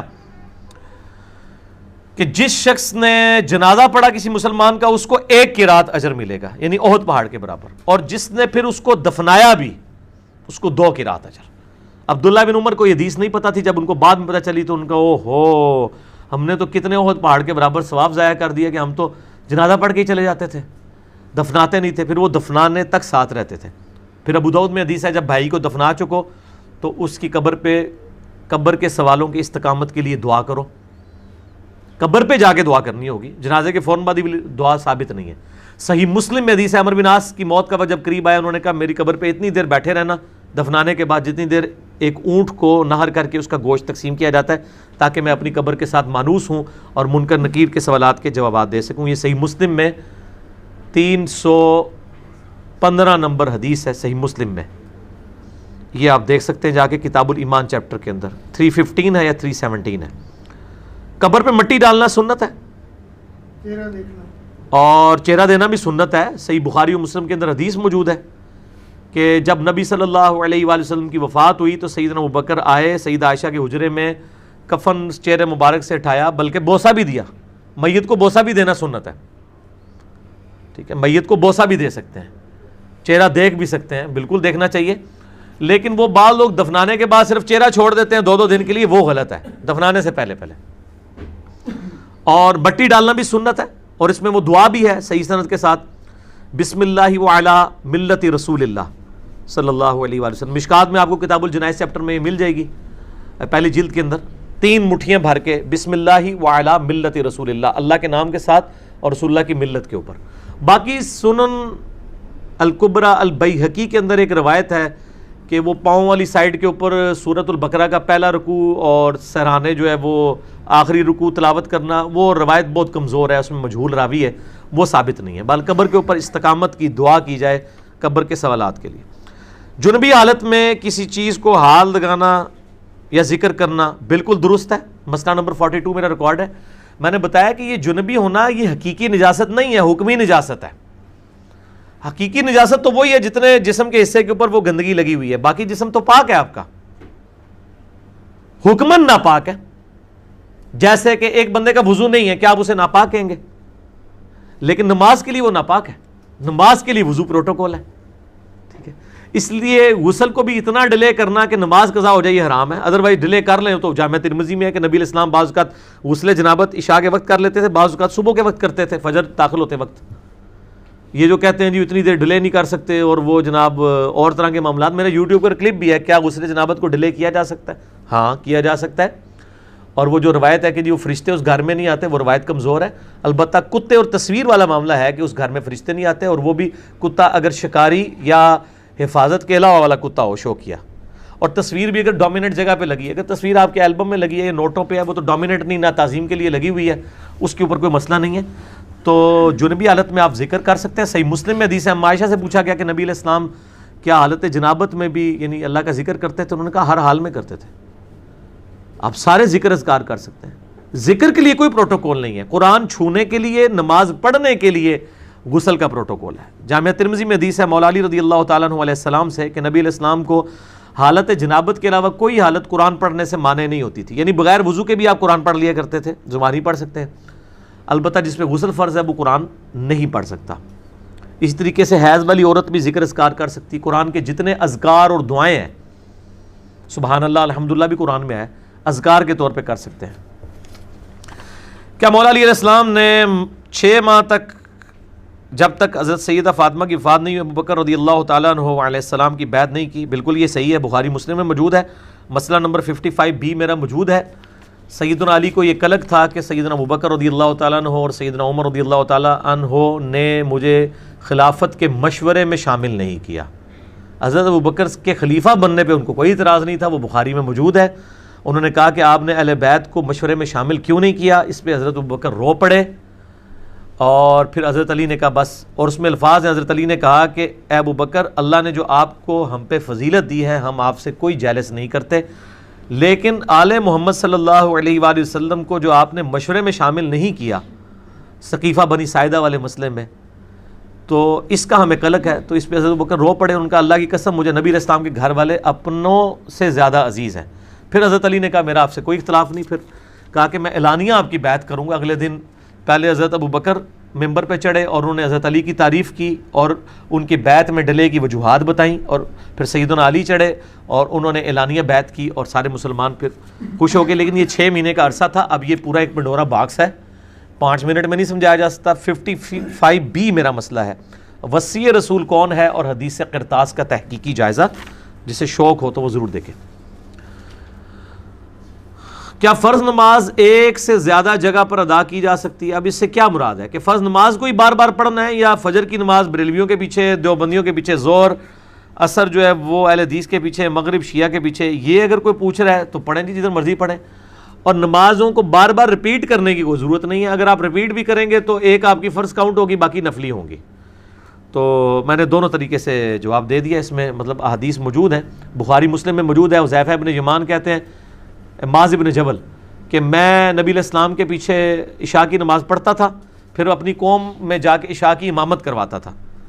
اس کے اوپر امام بخاری نے باب باندھا ہے کہ متنفل کے پیچھے مفرض کی نماز درست ہے، یعنی جو فرض پڑھنے والا ہے وہ نفل جس نے نیت کیا ہے اس کے پیچھے نماز پڑھ سکتا ہے۔ رشوت کس حد تک جائز ہے؟ کیونکہ کچھ کام، رشوت تو لینے والا اور دینے والا دونوں ہی جو ہے وہ دوزکی ہیں۔ ابو داؤد ابن ماجہ کے اندر روایت موجود ہے سخت۔ بس جو آپ کا ضروری کام ہے جس میں رشوت کے بغیر کوئی چارہ ہی نہیں ہے، تو آپ اسی طریقے سے جس نے قرآن میں آیا کہ جب کسی کی زندگی موت کی کشمکش ہو تو وہ خنزیر بھی کھا سکتا ہے، لیکن اس میں الفاظ ہیں کہ وہ بغاوت نہ کرے، کراہت کے ساتھ کرے، تو تب شوقیہ کسی کو رشوت نہ دیں، اور خام خواہ چھوٹے چھوٹے کاموں کے لیے رشوت نہ دینا شروع کر دیں۔ جب بالکل ایسے لاسٹ ریزارٹ آپ کو اپنے کسی جائز کام کے لیے دینی پڑتی ہے تو دل میں برا سمجھتے ہوئے دے لیں، اس کا وبال لینے والے کے اوپر ہوگا۔ فجر کی نماز کے بعد اور سورج طلوع ہونے سے پہلے قضا نمازیں ادا کر سکتے ہیں؟ بالکل، سب کے نزدیک کر سکتے ہیں، حنفیوں کے نزدیک بھی کر سکتے ہیں۔ وہ صرف نفلی نماز کو منع سمجھتے ہیں، فجر کے فرائض کے بعد قضا نماز کو وہ بھی جائز سمجھتے ہیں۔ نبی علیہ السلام نے جو یعنی ممانعت ہے وہ تو 3 اوقات کے اندر ہے، جب سورج نکل رہا ہوتا ہے بالکل ٹکیا جب باہر آنے لگتی ہے 10 منٹ کا وہ، اور داہوہ کبرا جو دن کے وقت ہے، اور غروب سے جسٹ پہلے، لیکن غروب میں آسانی ہے کہ آپ اس وقت نماز عصر پڑھ سکتے ہیں، اور فجر کی بھی ایک رکعت اگر طلوع سے پہلے پا لی تو فجر کی نماز پا لی۔ بخاری مسلم میں موجود ہے، مسئلہ نمبر میرا 30 نمازوں کے اوقات پہ دیکھ لیں ڈیٹیل کے ساتھ۔ دولت کو جمع کرنا اور ذخیرہ اندوزی کرنا کس حد تک جائز ہے؟ ذخیرہ اندوزی تو اور چیز ہے، دولت جمع کرنا اور ہے۔ دولت جمع کرنا تو جائز ہے، ظاہر ہے، زکوٰۃ ہے ہی اس کے لیے جو دولت جمع کرے، اگر وہ زکوٰۃ دیتا ہے، پسندیدہ نہیں ہے۔ بخاری مسلم میں حدیث ہے، نبی علیہ السلام نے کہا، اللہ محمد اور آل محمد کو بس اتنا ہی رزق دینا کہ ان کی روح اور جسم کا رشتہ برقرار رہے، البتہ کوئی زکوٰۃ دے لیتا ہے ٹھیک ہے۔ یہ جو بلیک مارکیٹنگ ہے نا، ذخیرہ اندوزی، یعنی بنیادی چیزوں کو ذخیرہ کر لینا کہ مارکیٹ میں اس کی قلت پیدا ہو جائے، یہ تو حرام ہے، اور اس سے کمائی بھی حرام ہے۔ البتہ ایسی چیزیں ذخیرہ کر لینا کہ جو بنیادی نیڈ نہیں ہے اور بعد میں اس کی قیمت مہنگی ہوتی ہے اور آپ بیچ دیتے ہیں تو وہ جائز ہے، اس میں تو کوئی مسئلہ نہیں ہے۔ اور یہ جو پبلک میں مشہور ہے کہ جو مال بغیر محنت کے آ جائے وہ حرام ہے، بالکل جھوٹی بات ہے۔ ایک بندے نے سونا لیا 10 تولے 2001 کے اندر، اس وقت 5-6 ہزار روپے جو ہے وہ تولا تھا، آج اگر وہ 50,000 سے کراس کر چکا ہے تو بغیر محنت کے وہ اتنے گنا ہو چکا ہے، تو اس میں تو کوئی مسئلہ نہیں ہے۔ سلیپنگ پارٹنر بھی ہو سکتے ہیں۔ بخاری مسلم میں ہے کہ زمین جو ہے صحابہ کرام نے کرائے پہ یہودیوں کو دی ہوئی تھی، محنت یہودی کرتے تھے، کمائی دونوں تقسیم کرتے تھے، تو یہ بات ہی بالکل غلط ہے۔ نظروں کی حفاظت کتنی ضروری ہے، کیسے بچا جائے بے حیائی؟ ہاں، غض بصر، پہلی نظر غلطی سے پڑ جانے کا مطلب کیا ہے؟ اس پہ میرا یوٹیوب پہ کلپ ہے کہ کیا پہلی نظر معاف ہے؟ مسئلہ نمبر 161A ہے، نظروں کی حفاظت، غض بصر یعنی نظر کو جھکا کے رکھنا۔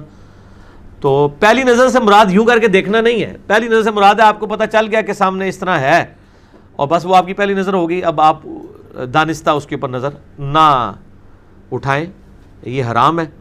اور نظروں کی حفاظت بہت ضروری ہے جی، ظاہر ہے کہ یہ بھی بخاری مسلم میں حدیث ہے، آنکھیں بھی زنا کرتی ہیں اور دل بھی زنا کرتا ہے اور کان بھی زنا کرتے ہیں، پاؤں بھی زنا کرتے ہیں، ہاتھ بھی زنا کرتے ہیں، شرمگاہ اس کی تصدیق کرتی ہے۔ مسئلہ 161A میرا نظروں کی حفاظت کے اوپر اور 161B پردے کے اوپر ہے، وہ دیکھ لیں۔ میں نے سنا ہے کہ جس حدیث میں پیغمبر صلی اللہ علیہ وسلم نے صف میں اکیلے آدمی کی نماز کو پڑھنے کا حکم دیا تھا کیونکہ اگلی صف میں جگہ موجود تھی، ایسی بات نہیں ہے میرے بھائی، اتنا سیدھا مسئلہ نہیں ہے، اس کے اوپر محدثین میں بڑا سخت اختلاف پایا جاتا ہے۔ اگلی صف میں اگر جگہ موجود ہو، اس کے باوجود کوئی پچھلی صف میں نماز پڑھے، تو یہ حنفیوں کی مسجدوں میں آپ یہ عام منظر دیکھ سکتے ہیں، یہ بھی ہو رہا ہوتا ہے۔ اگر انہوں نے یہ جھوٹی ایکسکیوز پیش کی ہے تو اس کے اوپر تو کوئی اختلاف ہی نہیں ہے۔ اکیلا پیچھے نماز نہیں پڑھے گا، جماعت کا ایک پروٹوکول ہے، جماعت میں آپ نے یعنی اکٹھے ہونا ہے، ایون 2 بندے ہوں گے تو جماعت قائم کریں گے، وہ بھی ساتھ ساتھ کھڑے ہوں گے، اگر اکیلا صف میں پیچھے بندہ ہے تو ابو داؤد ترمذی ابن ماجہ کے اندر حدیث موجود ہے، اس کی نماز نہیں ہوگی، وہ آگے سے کسی کو پیچھے لے آئے گا، لیکن وہ اگلے لوگ ایجوکیٹ بھی ہونے چاہیے۔ تو عموماً یہی ہوتا ہے، اکیلے کی بہت کم ہی نوبت آتی ہے، کوئی نہ کوئی آگے شامل ہو جاتا ہے۔ بہرحال اکیلے بندے کی نماز صف میں نہیں ہوگی، آگے سے کسی کو پیچھے کر لے، جو بالکل امام کے پیچھے اس کو پیچھے کر لے، اور ان کو بھی ایجوکیٹ ہونا چاہیے، باقی ساتھ والے پھر مل کے صف کو سیدھا کر لیں تو نماز درست ہو جائے گی۔ اور بسا اوقات یہ بھی ہوتا ہے کہ لوگ ایجوکیٹ نہیں ہوتے ہیں، شوق ان کو بہت ہوتا ہے امام کے پیچھے کھڑے ہونے کا، لیکن صحیح بخاری میں حدیث ہے، نبی علیہ السلام فرمایا جن کو قرآن زیادہ ہے، دین کا زیادہ علم ہے، وہ میرے پیچھے کھڑے ہوا کریں، ورنہ مجھے بھی قرآن پڑھنے میں جو ہے وہ دقت ہو جاتی ہے، ظاہر ہے وہ پھر وہ روحانیت نہیں نہ رہتی۔ تو یہاں پہ جو جتنا بڑا کوئی چودھری ہے اس کو شوق ہوتا ہے پیچھے کھڑے ہونے کا، اور اگر امام کا وضو ٹوٹ جائے تو اس چودھری صاحب کو آگے کر کے امام صاحب اپنے مسئلے پہ کھڑا کر سکتے ہیں؟ نہیں۔ تو امام کے ایگزیکٹ پیچھے وہ لوگ ہونے چاہیے کہ آگے بڑھ کے نماز پڑھا سکے۔ صحیح بخاری میں آتا ہے کہ سیدنا عمر رضی اللہ تعالیٰ عنہ کو جب زخم لگا تو سعد ابن ابی وقاص، سیدنا عبد الرحمن بن عوف بالکل پیچھے نماز پڑھ رہے تھے، نماز سیدنا عمر تو گر پڑے، کچھ صاحب نے ان کو سنبھالا، اور سیدنا عبد الرحمن بن عوف آگے مسلح پہ گئے، انہوں نے نماز مختصراً پڑھا کے نماز مکمل کی، نماز توڑی نہیں ہے۔ اب یہاں پہ کس کی کیپیبلٹی ہے کہ وہ آگے بڑھ کے نماز پڑھائے؟ میرا خیال ہے امام کا وضو ٹوٹ جائے تو سارے ایک دوسرے تکڑنا شروع کر دیں گے، ہوتا ہے امام سے پیچھے وہ بھی ٹور پاؤں، ٹھیک ہے جو آنا ہے تو دوبارہ نیت کرنا ہے۔ تو اس طرح کے لوگ نہیں ہونے چاہیے امام کے پیچھے، ان کو امام کو ضرورت ہی نہیں کہ وہ آگے کسی کو کھڑا کرے، وہ پیچھے ایسے لوگ ہی پہلے ہی کھڑے ہونے چاہیے کہ جب وضو امام کا ٹوٹ جائے تو وہ آگے بڑھ کے تو نماز کو مکمل کریں۔ کیا چیز؟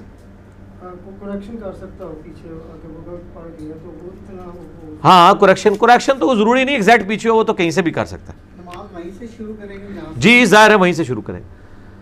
اللہ کے ذکر کرنے کے موضوع پر ایک حدیث کا کچھ حصہ یوں ہے کہ جب اللہ تعالیٰ نے فرمایا کہ میں نے ان کو بخش دیا تو فرشتوں نے کہا کہ ان میں سے ایک آدمی ایسا تھا جو ذکر کی نیت سے محفل میں نہیں آیا تھا، اس میں فرشتوں کا انسان کی نیت کو جاننا ثابت ہو گیا۔ نہیں، کوئی نیت کو جاننا ثابت نہیں ہوا، بالکل آپ نے غلط رزلٹ نکالا ہے۔ اس طرح کی نیتیں تو ہم بھی جان لیتے ہیں، وہ اس لیے کہ ایک بندہ یہاں سے بازار روٹی لینے گیا ہے اور راستے میں کوئی درس قرآن کی محفل ہو رہی ہے اور وہ 2 منٹ کے لیے اس درس قرآن کی محفل میں بیٹھ جاتا ہے، تو میں نے کہا مجھے علم غیب ہو گیا ہے کہ جی وہ میں کہوں کہ جی یہ تو روٹی لینے کے لیے آیا تھا، یہ راستے میں رک گیا۔ ایسا تو نہیں ہے، علم غیب نہیں، ظاہری اسباب میں پتہ ہے کہ وہ اس کام کے لیے گیا تھا۔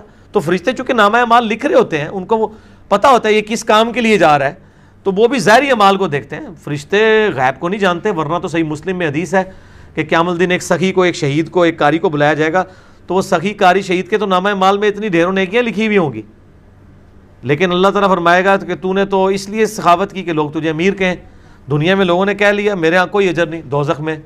قاری کو کہا جائے گا تو نے اس لیے قرآن پڑھا اور سکھایا کہ لوگ تجھے کہ بہت بڑا قرآن کا قاری ہے، دوزخ میں پھینک دیا جائے گا۔ شہید کو کہا جائے گا کہ تو نے اس لیے سارے معاملات کیے، لوگ تجھے بڑا بہادر کہیں، تو دنیا میں تعریف ہو گئی، دوزخ میں پھینک دیا جائے گا۔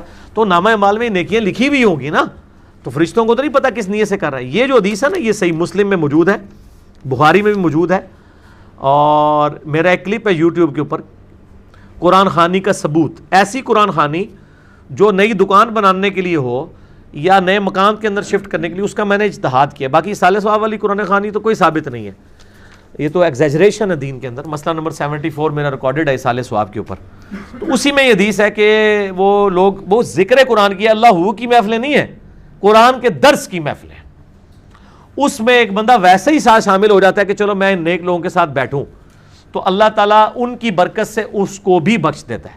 بالکل ٹھیک ہے، پہلے تو وہ محفلیں لے کے آئے نا، آپ نے جو محفلیں بنائی ہوئی ہیں، ان میں تو محفل کرنے والا، کروانے والے، ان کی پتہ نہیں آخرت کا کیا معاملہ ہے، سارے بدعت کے اوپر مبنی کام کیے ہوئے ہیں۔ درس قرآن کی جو محفلیں جس میں توحید سکھائی جا رہی ہے، سنت سکھائی جا رہی ہے، یہ اس کی برکتیں ہیں۔ ہاں تو وہ ٹھیک ہے، وہاں پہ تو ہیں برکتیں۔ تو فرشتے نیت نہیں جانتے ہیں ان کی، بلکہ فرشتے دیکھتے ہیں کہ وہ ایک کام سے جا رہا تھا، راستے میں رک گیا۔ یہ تو نہیں ہوتا کہ بندہ گھر سے نکلتا ہے اور بغیر ارادے کے نکل جاتا ہے جی میں کس لیے جا رہا ہوں، ظاہر ہے گھر میں کوئی ڈسکشن ہے، کسی کام کی نیت سے باہر نکلا ہے ڈسکشن کرنے کے لیے، یہ نٹی گٹی بیچ میں سے نکالیں۔ اگر فرشتوں کو کچھ پتا ہوتا تو قرآن میں جو سورۃ البقرہ میں ہے کہ آدم علیہ السلام کو اللہ نے ہر چیز کے نام سکھا دیے، فرشتوں کو تو نہیں آئے۔ یہاں تو آپ دل کی حال کی بات بتا رہے ہیں، اللہ نے چیزیں سامنے رکھی ہیں کہ بتاؤ ان کے نام کیا ہیں، تو ان کو نہیں آئے، آدم علیہ السلام کو آ گئے۔ تو علم غیب اگر ان کو ہوتا تو آ جاتے، بالکل غلط ہے دین کے نام پہ یا سیاست کے نام پہ ریلیاں نکال کے روڈ بلاک کرنا اور عوام کو تنگ کرنا کیسا ہے؟ بالکل حرام ہے جی. ایسی روڈ بلاک کرنا کہ جس سے لوگ تنگ ہوں تو بالکل حرام ہے. اس میں تو کوئی دوسری رائے نہیں. اور یہ سارے کہتے ہیں جنہوں نے بلاک کی ہوتی ہے نا, وہ بھی کہتے ہیں. بہرحال انڈیا, پاکستان, بنگلہ دیش میں تو اس وقت تک پروٹیسٹ ریکارڈ ہی نہیں ہوتا لوگوں کے دماغ میں, اور لوگ اس کو سمجھتے ہیں کہ وہ دینی ایکٹیویٹی پرفارم ہی نہیں ہوئی جب تک کہ آپ روڈ بلاک کر کے لوگوں کو تکلیف نہ دیں, شیشے نہ توڑ دیں, بینک نہ لوٹ لیں. تو یہ سب کچھ جذباتی ڈاکٹرائن چل رہی ہے, اس کا تو کوئی علاج نہیں ہے. ان کو ہی سمجھانا چاہیے. کوئی ایسی ریلیاں نکالیں. میں تو قطعاً کسی میلاد کے جلوس کا, محرم کے جلوس ہوں یا اور سیاسی جلوس ہوں, میں تو قطعاً ان کے حق میں نہیں ہوں. جلوس نہیں ہونے چاہیے, پروگرام کریں کنٹرول انوائرمنٹ کے اندر, سیکیورٹی کے پوائنٹ آف ویو سے بھی, اور روڈز کو بلاک نہ کریں. اب پنڈی کے اندر پورا مہینہ میلاد کے جلوس نکلتے رہتے ہیں, صرف 12ویں بلبل پہ نہیں, اور باقاعدہ روڈ کی ایک سائڈ بلاک کی ہوتی ہے اور دوسری طرف لائنیں لگی ہوتی ہیں. کوئی مریض ہاسپٹل سے لیٹ ہو رہا ہے, ہوتا رہے ان کی بلا سے. میرا خیال ہے نبی علیہ السلام دنیا میں موجود ہوں تو آپ صلی اللہ علیہ وآلہ وسلم ان ساری چیزوں کے اوپر ان کے ساتھ کیا کریں کہ آپ لوگ کس کاسٹ کے اوپر کر رہے ہیں. ان کو میں ایک حدیث سناتا ہوں ابو داؤد و ترمذی کے اندر کہ نبی علیہ السلام نے فرمایا کہ اے کعبہ تیری حرمت ہے, لیکن اللہ کے نزدیک ایک مسلمان کے دل کو دکھانا اس سے زیادہ سنگین جرم ہے کہ کوئی شخص کعبے کی اینٹ سے اینٹ بجا دے. یہ دل دکھانے کی بات ہو رہی ہے, اور تکلیف میں ڈالنا کسی کو اس لیول کے اوپر کہ بچے سکول جانے سے رہ رہے ہیں, مریض جو ہے وہ ہاسپٹلس میں جانے سے رہ جائیں. تو یہ سب کی سب چیزیں گلے پھاڑنا اور یہ سب کچھ کرنا غلط ہے. کنٹرول انوائرمنٹ میں ہو تو ٹھیک ہے, آپ جو مرضی کرتے رہیں, حلال حرام کا مسئلہ نہیں ہے. غلط کر رہے ہوں گے تو غلط ہوگا, صحیح کر رہے ہوں تو صحیح ہوگا. تو روڈز بلاک کرنا حرام ہے. ہم آپ صلی اللہ علیہ وسلم پر درود پڑھتے ہیں جو کہ ہمارے لیے عبادت ہے. اللہ فرماتا ہے میں بھی نبی علیہ السلام پر درود بھیجتا ہوں. اس سے کیا مراد ہے؟ مسئلہ نمبر 56 میں نے ڈیٹیل کے ساتھ بیان کیا ہے کہ ہمارا درود بھیجنا کیا ہے. اللہ سے کہنا کہ نبی علیہ السلام پہ رحمت نازل فرما, اللہم صلی علی محمد وعلی آل محمد. اور اللہ تعالیٰ کا درود فرمانا یہ ہے کہ اللہ تعالیٰ اپنے نبی پر خود رحمت بھیجتا ہے اور ان کے درجات بلند کرتا ہے. یہ اللہ کا درود بھیجنا ہے. ٹھیک ہے, ہم بھی جو بھیج رہے ہوتے ہیں ہم بھی تو اللہ ہی سے کہہ رہے ہوتے ہیں کہ اللہ تو رحمت نازل فرما, اور جب اللہ خود رحمت نازل فرما دیتا ہے نبی علیہ السلام کے اوپر تو درود شریف ہو جاتا ہے. ٹھیک ہو گیا, اس میں تو کوئی مسئلہ نہیں ہے. عبادت بہرحال یہ اللہ ہی کی ہے, کیونکہ الدعاء هو العبادہ, دعا عبادت ہے. نبی علیہ السلام کے لیے دعا کرنا بھی اللہ کی عبادت ہے, اس لیے آپ اللہ ہی سے ہی کہتے ہیں اللہم صلی علی محمد وعلی آل محمد, یا صلی اللہ علیہ وآلہ وسلم. اللہ کا درود ہو, سلامتی ہو نبی علیہ السلام اور ان کی اولاد کے اوپر, ان کی آل کے اوپر. یہ دعا مانگ رہے ہوتے ہیں, یہ عبادت ہی ہے. مسئلہ نمبر 56 میں نے ڈیٹیل لیکچر ریکارڈ کروا دیا ہے, درود شریف کے اوپر ساری کی ساری ڈیٹیلز موجود ہیں. 4-5 دن کے بچے کی اذان دی جاتی ہے, جبکہ اتنی عمر کا بچہ نہ عربی سمجھتا ہے نہ اس میں شعور ہوتا ہے. اذان کا کیا مطلب ہے؟ اذان اس کے لیے نہیں, عربی تو 4-5 سال کا بچہ کیا آپ کا 40-50 سال کا ابا بھی نہیں سمجھتا. پہلا تو میرے کو پھکی والا جواب لو نا. اگر تھی سمجھ دو سمجھدا انہوں پوچھو جی قد قامت الصلاۃ دا مطلب دسو.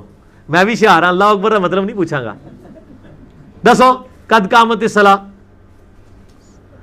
یہ برکت کے لیے ہے. چھوٹے بچوں کو دم بھی ڈالا جاتا ہے نا, وہ اس لیے نہیں کہ ان کو مطلب آتا ہے, اس کی برکت سے اللہ تعالیٰ اس کے اوپر رحمت نازل فرماتا ہے.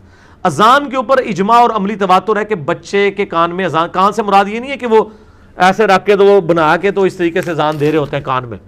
آپ پاس کھڑے ہو کے بس قبلہ رخ کھڑے ہو کے اذان دے دیں. اگر فجر کا ٹائم ہے فجر والی اذان دے دیں, اگر دوسرے ٹائمنگ ہے دوسری والی اذان دے دیں, وہ کان سے ہی سنے گا. اور یہ جو ہے کہ دائیں کان میں اذان بائیں میں اقامت نہیں, صرف اذان دینا ہی ثابت ہے. امام ترمذی نے اس کے اوپر اجماع نقل کیا ہے. تو وہ بچے نے بس اس تک اناؤنسمنٹ ہو گئی ہے. اگر آپ کا یہ اصول مان لیا جائے تو عربی تو بڑے کو بھی نہیں آتی. بڑا جس پہ نماز فرض ہے وہ نماز پڑھ رہا ہے 40 سال سے, اس کو نماز کا مطلب نہیں پتا, وہ ایک الگ سے چیز ہے. تو عربی سیکھنے نہ سیکھنے کا اس کا تعلق نہیں ہے, وہ اللہ تعالیٰ نے ایک پروٹوکول کے لیے الفاظ رکھے ہوئے ہیں. ہدایت اور صراط مستقیم کیا ہے؟ نبی علیہ السلام کا راستہ.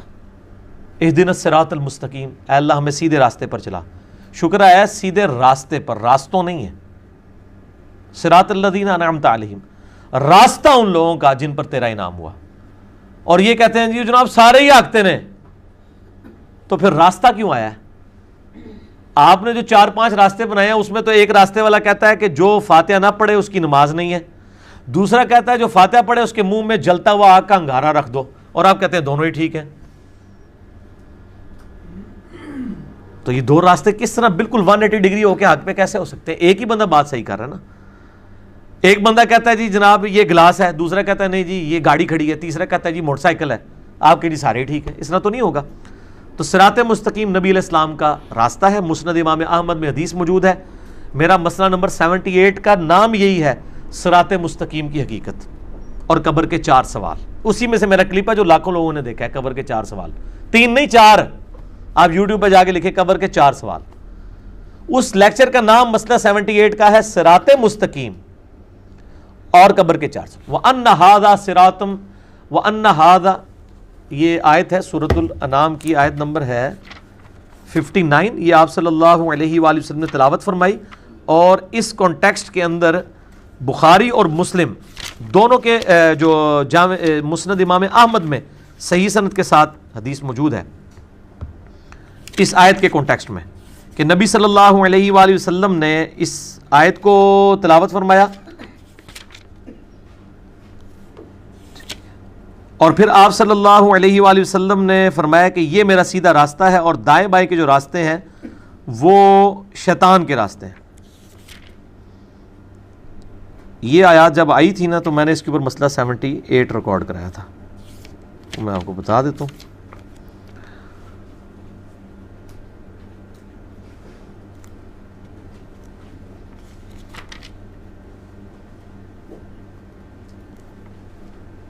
وَلَا تَتَّبِعُوا السُّبُلَ، ہاں یہ آگئی آیت نمبر ہے 153 سورۃ الانعام. وَأَنَّ هَذَا صِرَاطِي مُسْتَقِيمًا، اور بے شک یہ ہے میرا سیدھا راستہ، وہی صراط مستقیم.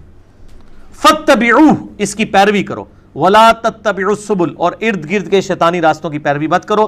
فَتَفَرَّقَ بِكُمْ عَنْ سَبِيلِهِ، یہ تمہیں میرے راستے سے بہکا دیں گے. ذَلِكَ وَصَّاكُمْ بِهِ لَعَلَّكُمْ تَتَّقُونَ، یہ وہ چیز ہے جس کی اللہ تعالیٰ تمہیں وصیت کرتا ہے تاکہ تم اللہ کا تقوی اختیار کرو. یہ آیت آپ علیہ السلام نے تلاوت کی. مسند امام احمد میں صحیح سند کے ساتھ حدیث ہے. مشکات میں شروع کا چیپٹر جو ہے نا، کتاب الاعتصام بالکتاب والسنہ، کتاب و سنت کو مضبوطی سے پکڑنا، اس میں یہ حدیث ہے.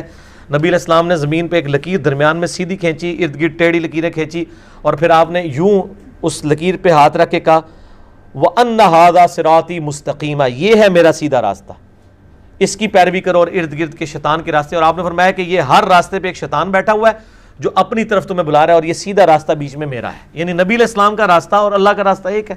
مَن يُطِعِ اللَّهَ وَرَسُولَهُ مَن يُطِعِ الرَّسُولَ فَقَدْ أَطَاعَ اللَّهَ.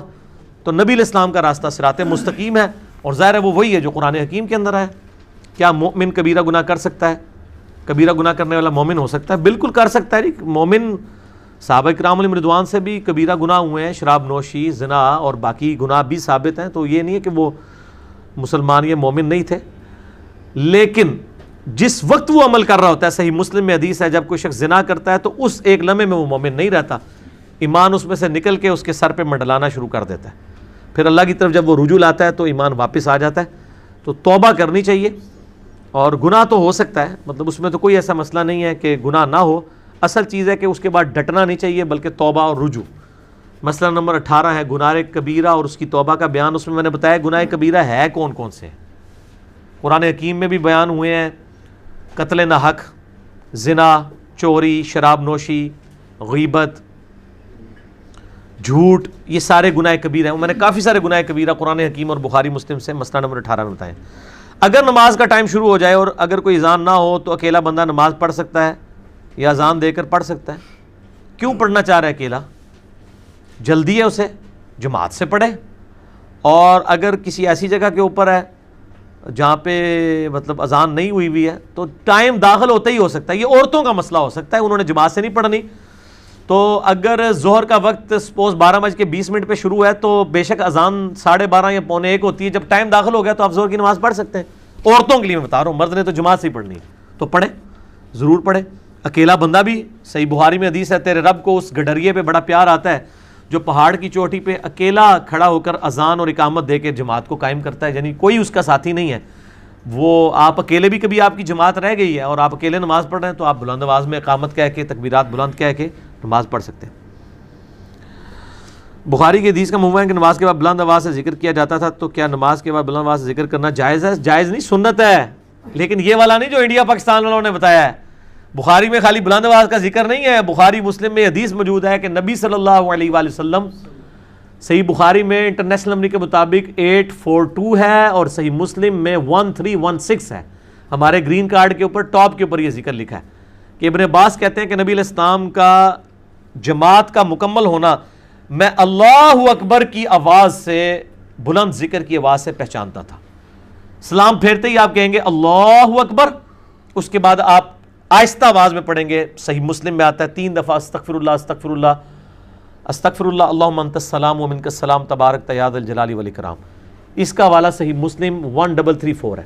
اور یہ جو سعودیہ والوں نے ایک جو ہے وہ اور عرب کے لوگوں نے اس حوالے سے ایک دھوکہ دیا ہوا ہے، وہاں پہ جو اذکار کے آپ کو ملیں گے نا جو چھپے ہوئے کارڈ بھی اور بڑے بروشرز بھی، ان پہ اللہ اکبر نہیں لکھا ہوا ہوتا، 3 دفعہ استغفر اللہ لکھا ہوتا ہے اور نیچے اللہم انت السلام. تو وہ تو مجھے پھر بعد میں جب میری ڈسکشن ہوئی ان سے اور میں نے ان کے فتاویٰ پڑھے تو وہ فرض نماز کے بعد تکبیر کی تعویل اتنی باطل کرتے ہیں کہ اللہ ہی ان کو عقل دے. وہ کہتے ہیں جو یہ بخاری مسلم میں الفاظ ہیں نا کہ نبی علیہ السلام کی فرض نماز کا مکمل ہونا، ابن عباس کہتے ہیں میں تکبیر کی آواز سے پہچانتا تھا، تو اس تکبیر سے مراد استغفر اللہ ہے، اللہ اکبر نہیں ہے. یہ تو مسلمانوں کے بچے کو بھی پتا ہے کہ استغفر اللہ کو استغفار ہی کہا جاتا ہے، تکبیر نہیں کہا جاتا. تکبیر تو اللہ کی بڑائی کرنا. پھر میں نے ان کے لیے ایک علمی پھکی رکھی ہوئی ہے کہ بخاری اور مسلم میں حدیث ہے کہ حضرت ابو ہریرہ رضی اللہ تعالیٰ عنہ کہتے ہیں کہ نبی صلی اللہ علیہ وآلہ وسلم جب نماز شروع کرتے ہیں تو تکبیر کہتے، جب رکوع میں جاتے تو تکبیر کہتے، جب رکوع سے سر اٹھاتے تو سمیع اللہ لمن حمدہ ربنا لک الحمد یا ولک الحمد کہتے، اور جب سجدے میں جاتے تو تکبیر کہتے. یوں 4 رکعتوں میں 22 دفعہ تکبیر کہتے. تو کیا وہ استغفر اللہ کہہ رہے ہوتے تھے؟ ادھر تو آپ بھی اللہ اکبر کہہ کے نماز شروع کرتے ہیں. تو نماز والی تکبیر اللہ اکبر ہے، دوسری تکبیر بھی اللہ اکبر ہی ہے فرض نماز کے بعد والی. تو یہ سعودیہ کے آپ کبھی بینرز دیکھیں گے آپ کو اللہ اکبر وہ بڑے چڑھتے ہیں، لیکن پاکستان میں ماشاءاللہ اہل حدیث نے نا ان کا جو ہے نا وہ مکو گول کیا ہے. دارالاسلام والوں نے جتنے چھاپے ہیں اس میں انہوں نے پہلے نمبر پہ اللہ اکبر کا ذکر لگایا، اور دارالاسلام کی برکت سے سعودی عرب والوں نے جو یہ دین کو ٹیمپر کرنے کی کوشش کی تھی سنت ذکر کو، یہ انہوں نے تعریف کی ہے نا کہ آپ تکبیر کو استغفر اللہ کہہ رہے ہیں، ٹھیک ہے نا جی. تو اس حوالے سے اللہ تعالیٰ نے جو ہے نا دارالاسلام کے ذریعے حق آواز لوگوں تک پہنچائی، چونکہ دنیا میں سب سے بڑا ادارہ ہے دارالاسلام پبلیکیشن کا. تو پوری دنیا میں ان کے بینرز اب مسجدوں کے اندر بھی لگے ہوئے ہیں، باقی چیزیں بھی ہیں. تو ماشاءاللہ اس حوالے سے حق بات لوگوں تک پہنچ گئی ہے. ٹھیک ہوگا جی. دیکھیں میں نے ایک سوال میں آپ کو کتنے جواب دے دیے، دیکھیں نا جی. یہ ساتھ ساتھ یہ چھوٹے چھوٹے وہ مسئلے ہیں، کیونکہ مجھے ای میلز پہ لوگ آگے پیچھے پوچھتے رہتے ہیں جو کچھ دماغ میں آتا ہے، جو کہ فری سٹائل مجلس ہے نا جی، مجلس میں تو یہی کچھ ہوگا. ٹخنوں سے نیچے شلوار کرنے سے وضو ٹوٹ جانے والی حدیث کو شیخ زبیر علی ضعیف صاحب حسن کہتے ہیں، جبکہ شیخ البانی اور دوسرے محدث ضعیف کہتے ہیں. ہم کس کی بات مانیں؟ آپ اس کی بات مانیں جو احتیاط کے زیادہ قریب ہے اس مسئلے میں. شیخ زبیر صاحب نے، دوسروں نے جو ضعیف کہا ہے انہوں نے کہا ایک راوی مجہول ہے، جبکہ شیخ زبیر صاحب نے 3 محدثین سے اس کی توثیق ثابت کی ہے، اور یہ روایت مشکات کے اندر بھی موجود ہے، ابو داؤد کی یہ روایت. تو احتیاط اسی سائڈ کے اوپر ہے کہ وضو ٹوٹنے کا مسئلہ نہیں ہے، نماز نہیں ہوتی. وضو ٹوٹنے کا تو شیخ زبیر صاحب بھی نہیں کہتے، اس میں الفاظ ہے ہی نہیں ہے کہ وضو ٹوٹ جاتا ہے. اس میں ہے کہ ایک شخص آیا، ابو داؤد کے اندر الفاظ موجود ہیں،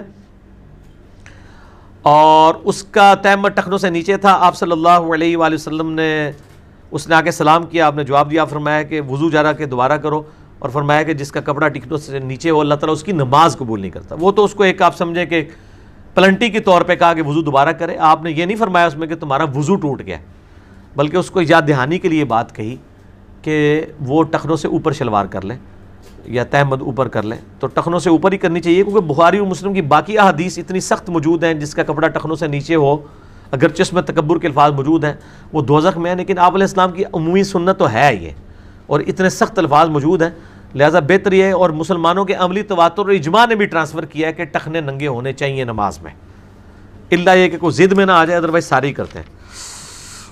قرآن کو پیٹ کر کے بیٹھنے سے گناہ ہوتا ہے؟ قرآن کو پیٹ کر کے بیٹھنے کی کوئی گناہ والی بات تو کوئی نہیں ہوا. قرآن کی تعلیمات کو پیٹ کرنے پہ صرف گناہ نہیں ہے، بلکہ قیامت والے دن عذاب بھی ہوگا. سورۃ الفرقان میں آیا وقال الرسول یا ربی ان قوم اتخذوا ھذا القرآن مہجورا. نبی علیہ السلام شکایت کریں گے، اے اللہ میری قوم نے قرآن کو پیٹ کے پیچھے ڈال دیا تھا، اس سے ہجرت اختیار کر لی تھی. یہ پیٹھ وہ والا پنجابی والی پیٹھ نہیں ہے کہ کنڈ کر لی سی، مراد یہ کہ تعلیمات کو پس پش ڈال دیا تھا. تو ویسے اگر پیٹ ہو جاتی ہے تو اس میں کوئی گناہ والا معاملہ نہیں ہے. اسی طریقے سے ایک بندہ کرسی پہ بیٹھا ہے، کوئی نیچے لے کے بیٹھا ہے، کوئی گناہ والا معاملہ نہیں. کوئی قرآن کے اوپر تو نہیں بیٹھ گیا، ورنہ تو جس کمرے میں آپ قرآن پڑھ رہے ہیں اس کے اوپر کوئی نہیں رہ سکتا، تو یہ تو بڑی مصیبت کھڑی ہو جائے گی. ٹھیک ہے نا جی. تو اس طریقے سے تو معاملات نہیں ہوتے ہیں. اگر آپ نے خود احتیاط کرنی ہو آپ جتنی مرضی کرتے رہیں، لیکن اس کو دین بنا کے پریزنٹ نہ کریں، آپ اس کو اپنی ذاتی احتیاط کریں. وہ کہا کرتے تھے کہ میں آج بھی شاید کہتے ہوں کہ جی میں وہ ایک ان کی ویڈیو آئی کہ وہ جو ہے وہ مطلب ایک گرینری والے پورشن تھا، تو ادھر ایک کھڑے ہیں تو وہ پیچھے جا کے یوں کھڑے ہو گئے ہیں اور وہ کہتے ہیں باپا جانی آپ آگے کیوں نہیں آ رہے؟ انہوں نے کہا جی گنبد کا رنگ سبز ہے تو یہ گھاس بھی سبز ہے تو اس میں پاؤں نہیں رکھ سکتا. تو سارے کہتے ہیں سبحان اللہ کتنا بڑا عاشق رسول ہے. تو اسی عاشق رسول سے پوچھیں کہ آپ کی جوتی کا جو تلوا کالے رنگ کا ہے اور آپ کی جرابوں کا کلر جو کالا ہے، تو غلاف کعبہ کالا نہیں ہے، تو کعبے کو تو آپ نے پاؤں کے نیچے روندا ہوا ہے. پھر یہ علم الکلام پھکی اور الزامی جواب ہے. یہ اس طریقے سے کوئی معاملات ہوں گے میرے بھائی. گنبد خضرا کا جو کلر گرین ہے، پہلی بات ہے وہ نبی علیہ السلام نے تو گنبد خضرا بھی نہیں بنوایا، آپ نے بھی خود لکھا ہے، خدا اعلیٰ حضرت نے لکھا ہے کہ 668 ہجری میں رکھا گیا ہے. نبی علیہ السلام کی مخالفت پہ 650 سال کے بعد یہ کام ہوا ہے. حالانکہ گنبد کی ٹیکنالوجی قبل از مسیح تھی، کسی سے تابعی تبع تابعی نے کام نہیں کیا. حالانکہ تابعین کے دور میں قبۃ الصخرہ بن چکا تھا، ڈوم آف دا راک، وہ جو گولڈن ڈوم ہے، لیکن کسی نے نبی علیہ السلام کی قبر مبارک کے اوپر گنبد نہیں رکھوایا. مسئلہ نمبر 27 میرا اس حوالے سے ریکارڈڈ ہے، جسے شوق ہے گنبد خضرا مسجد نبوی مزارات کے اوپر دیکھ سکتا ہے. تو اور یہاں پہ یہ بھی مشہور ہے جی وہ تکیے کے اوپر آپ تکیے پہ نہیں بیٹھنا چاہیے، اس پہ رکھ کے قرآن پڑھا جاتا ہے. ٹھیک ہے. اس کی فقین کو دیکھیں. سنن ابی داؤد میں ایک حدیث ہے کہ نبی علیہ السلام کو یہودیوں نے ایک مدرسے میں بلایا کوئی زنا کے مقدمے کے فیصلے کے لیے، تو آپ صلی اللہ علیہ وآلہ وسلم نے ان کو تورات منگوائی کہ لاؤ تورات میں سے فیصلہ کرتے ہیں. اور آپ کے ساتھ ایک بندہ تھا جو تورات پڑھ سکتا تھا. آپ علیہ السلام کو تو یعنی وہ عبرانی زبان نہیں آتی تھی، تو انہوں نے آپ کو تکیہ پیش کیا. آپ صلی اللہ علیہ وآلہ وسلم اس تکیے پہ بیٹھ گئے، اور اس کے بعد جب تورات لائی گئی تو آپ صلی اللہ علیہ وسلم نے اپنی پیٹھ کے نیچے سے وہ تکیہ نکالا اور تورات کو اس تکیے پر رکھا اور کہا کہ میں ایمان لایا اس کتاب پر بھی اور اس کتاب کو نازل کرنے والے پر بھی. آپ اندازہ کریں یہاں پہ وہ جعلی روایت مشہور کی ہے کہ حضرت عمر نے وہ تورات کے صفحے پکڑے تھے، نبی علیہ السلام ناراض ہو گئے. وہ سنن دارمی کی شیخ زبیر صاحب نے اس کی تحکیم پوری مشکات کی کتاب الاعتصام بالکتاب والسنہ چیپٹر میں کر دی ہے. تو قرآن تو بار بار کہتا ہے فَأْتُوا بِالتَّوْرَاةِ، لاؤ تورات پڑھو. اس میں کہاں یہ لکھا ہوا ہے جو تم شریعت کے احکامات پیش کر رہے ہو. تورات تبدیلی کے باوجود اس میں توحید آج بھی الحمدللہ بڑی اچھی فارم میں موجود ہے. ظاہر آپ یہود و نصارہ کو دعوت کیسے دیں گے؟ تو نبی علیہ السلام نے اس تورات میں سے فیصلہ کیا. انہوں نے وہ تورات کے چند اس حصے کے اوپر جب ہاتھ رکھ لیا، وہ ہاتھ اٹھائے گئے تو نیچے وہی سزا لکھی ہوئی تھی رجم والی. تو اس میں پتہ چلا کہ آپ صلی اللہ علیہ وسلم نے ایک تکیہ پیٹھ کے نیچے رکھا ہوا تھا، اس کو پیٹھ کے نیچے سے نکالا اور اس کے اوپر اللہ کی کتاب رکھی اور کہا میں اس کتاب پر ایمان لایا اور اس پہ نازل کرنے والے پہ بھی. تو آپ لوگ ہوتے تو آپ فتویٰ لگا دیتے کہ جی جس جگہ آپ بیٹھے ہوئے تھے اسی جگہ آپ نے اللہ کی کتاب رکھ دی. تو یہ انڈیا پاکستان بنگلہ دیش کی بنائی ہوئی بدعتیں ہیں، جتنی مرضی بنائیں، خوش ہوندے رہو، دین نال کوئی تعلق نہیں.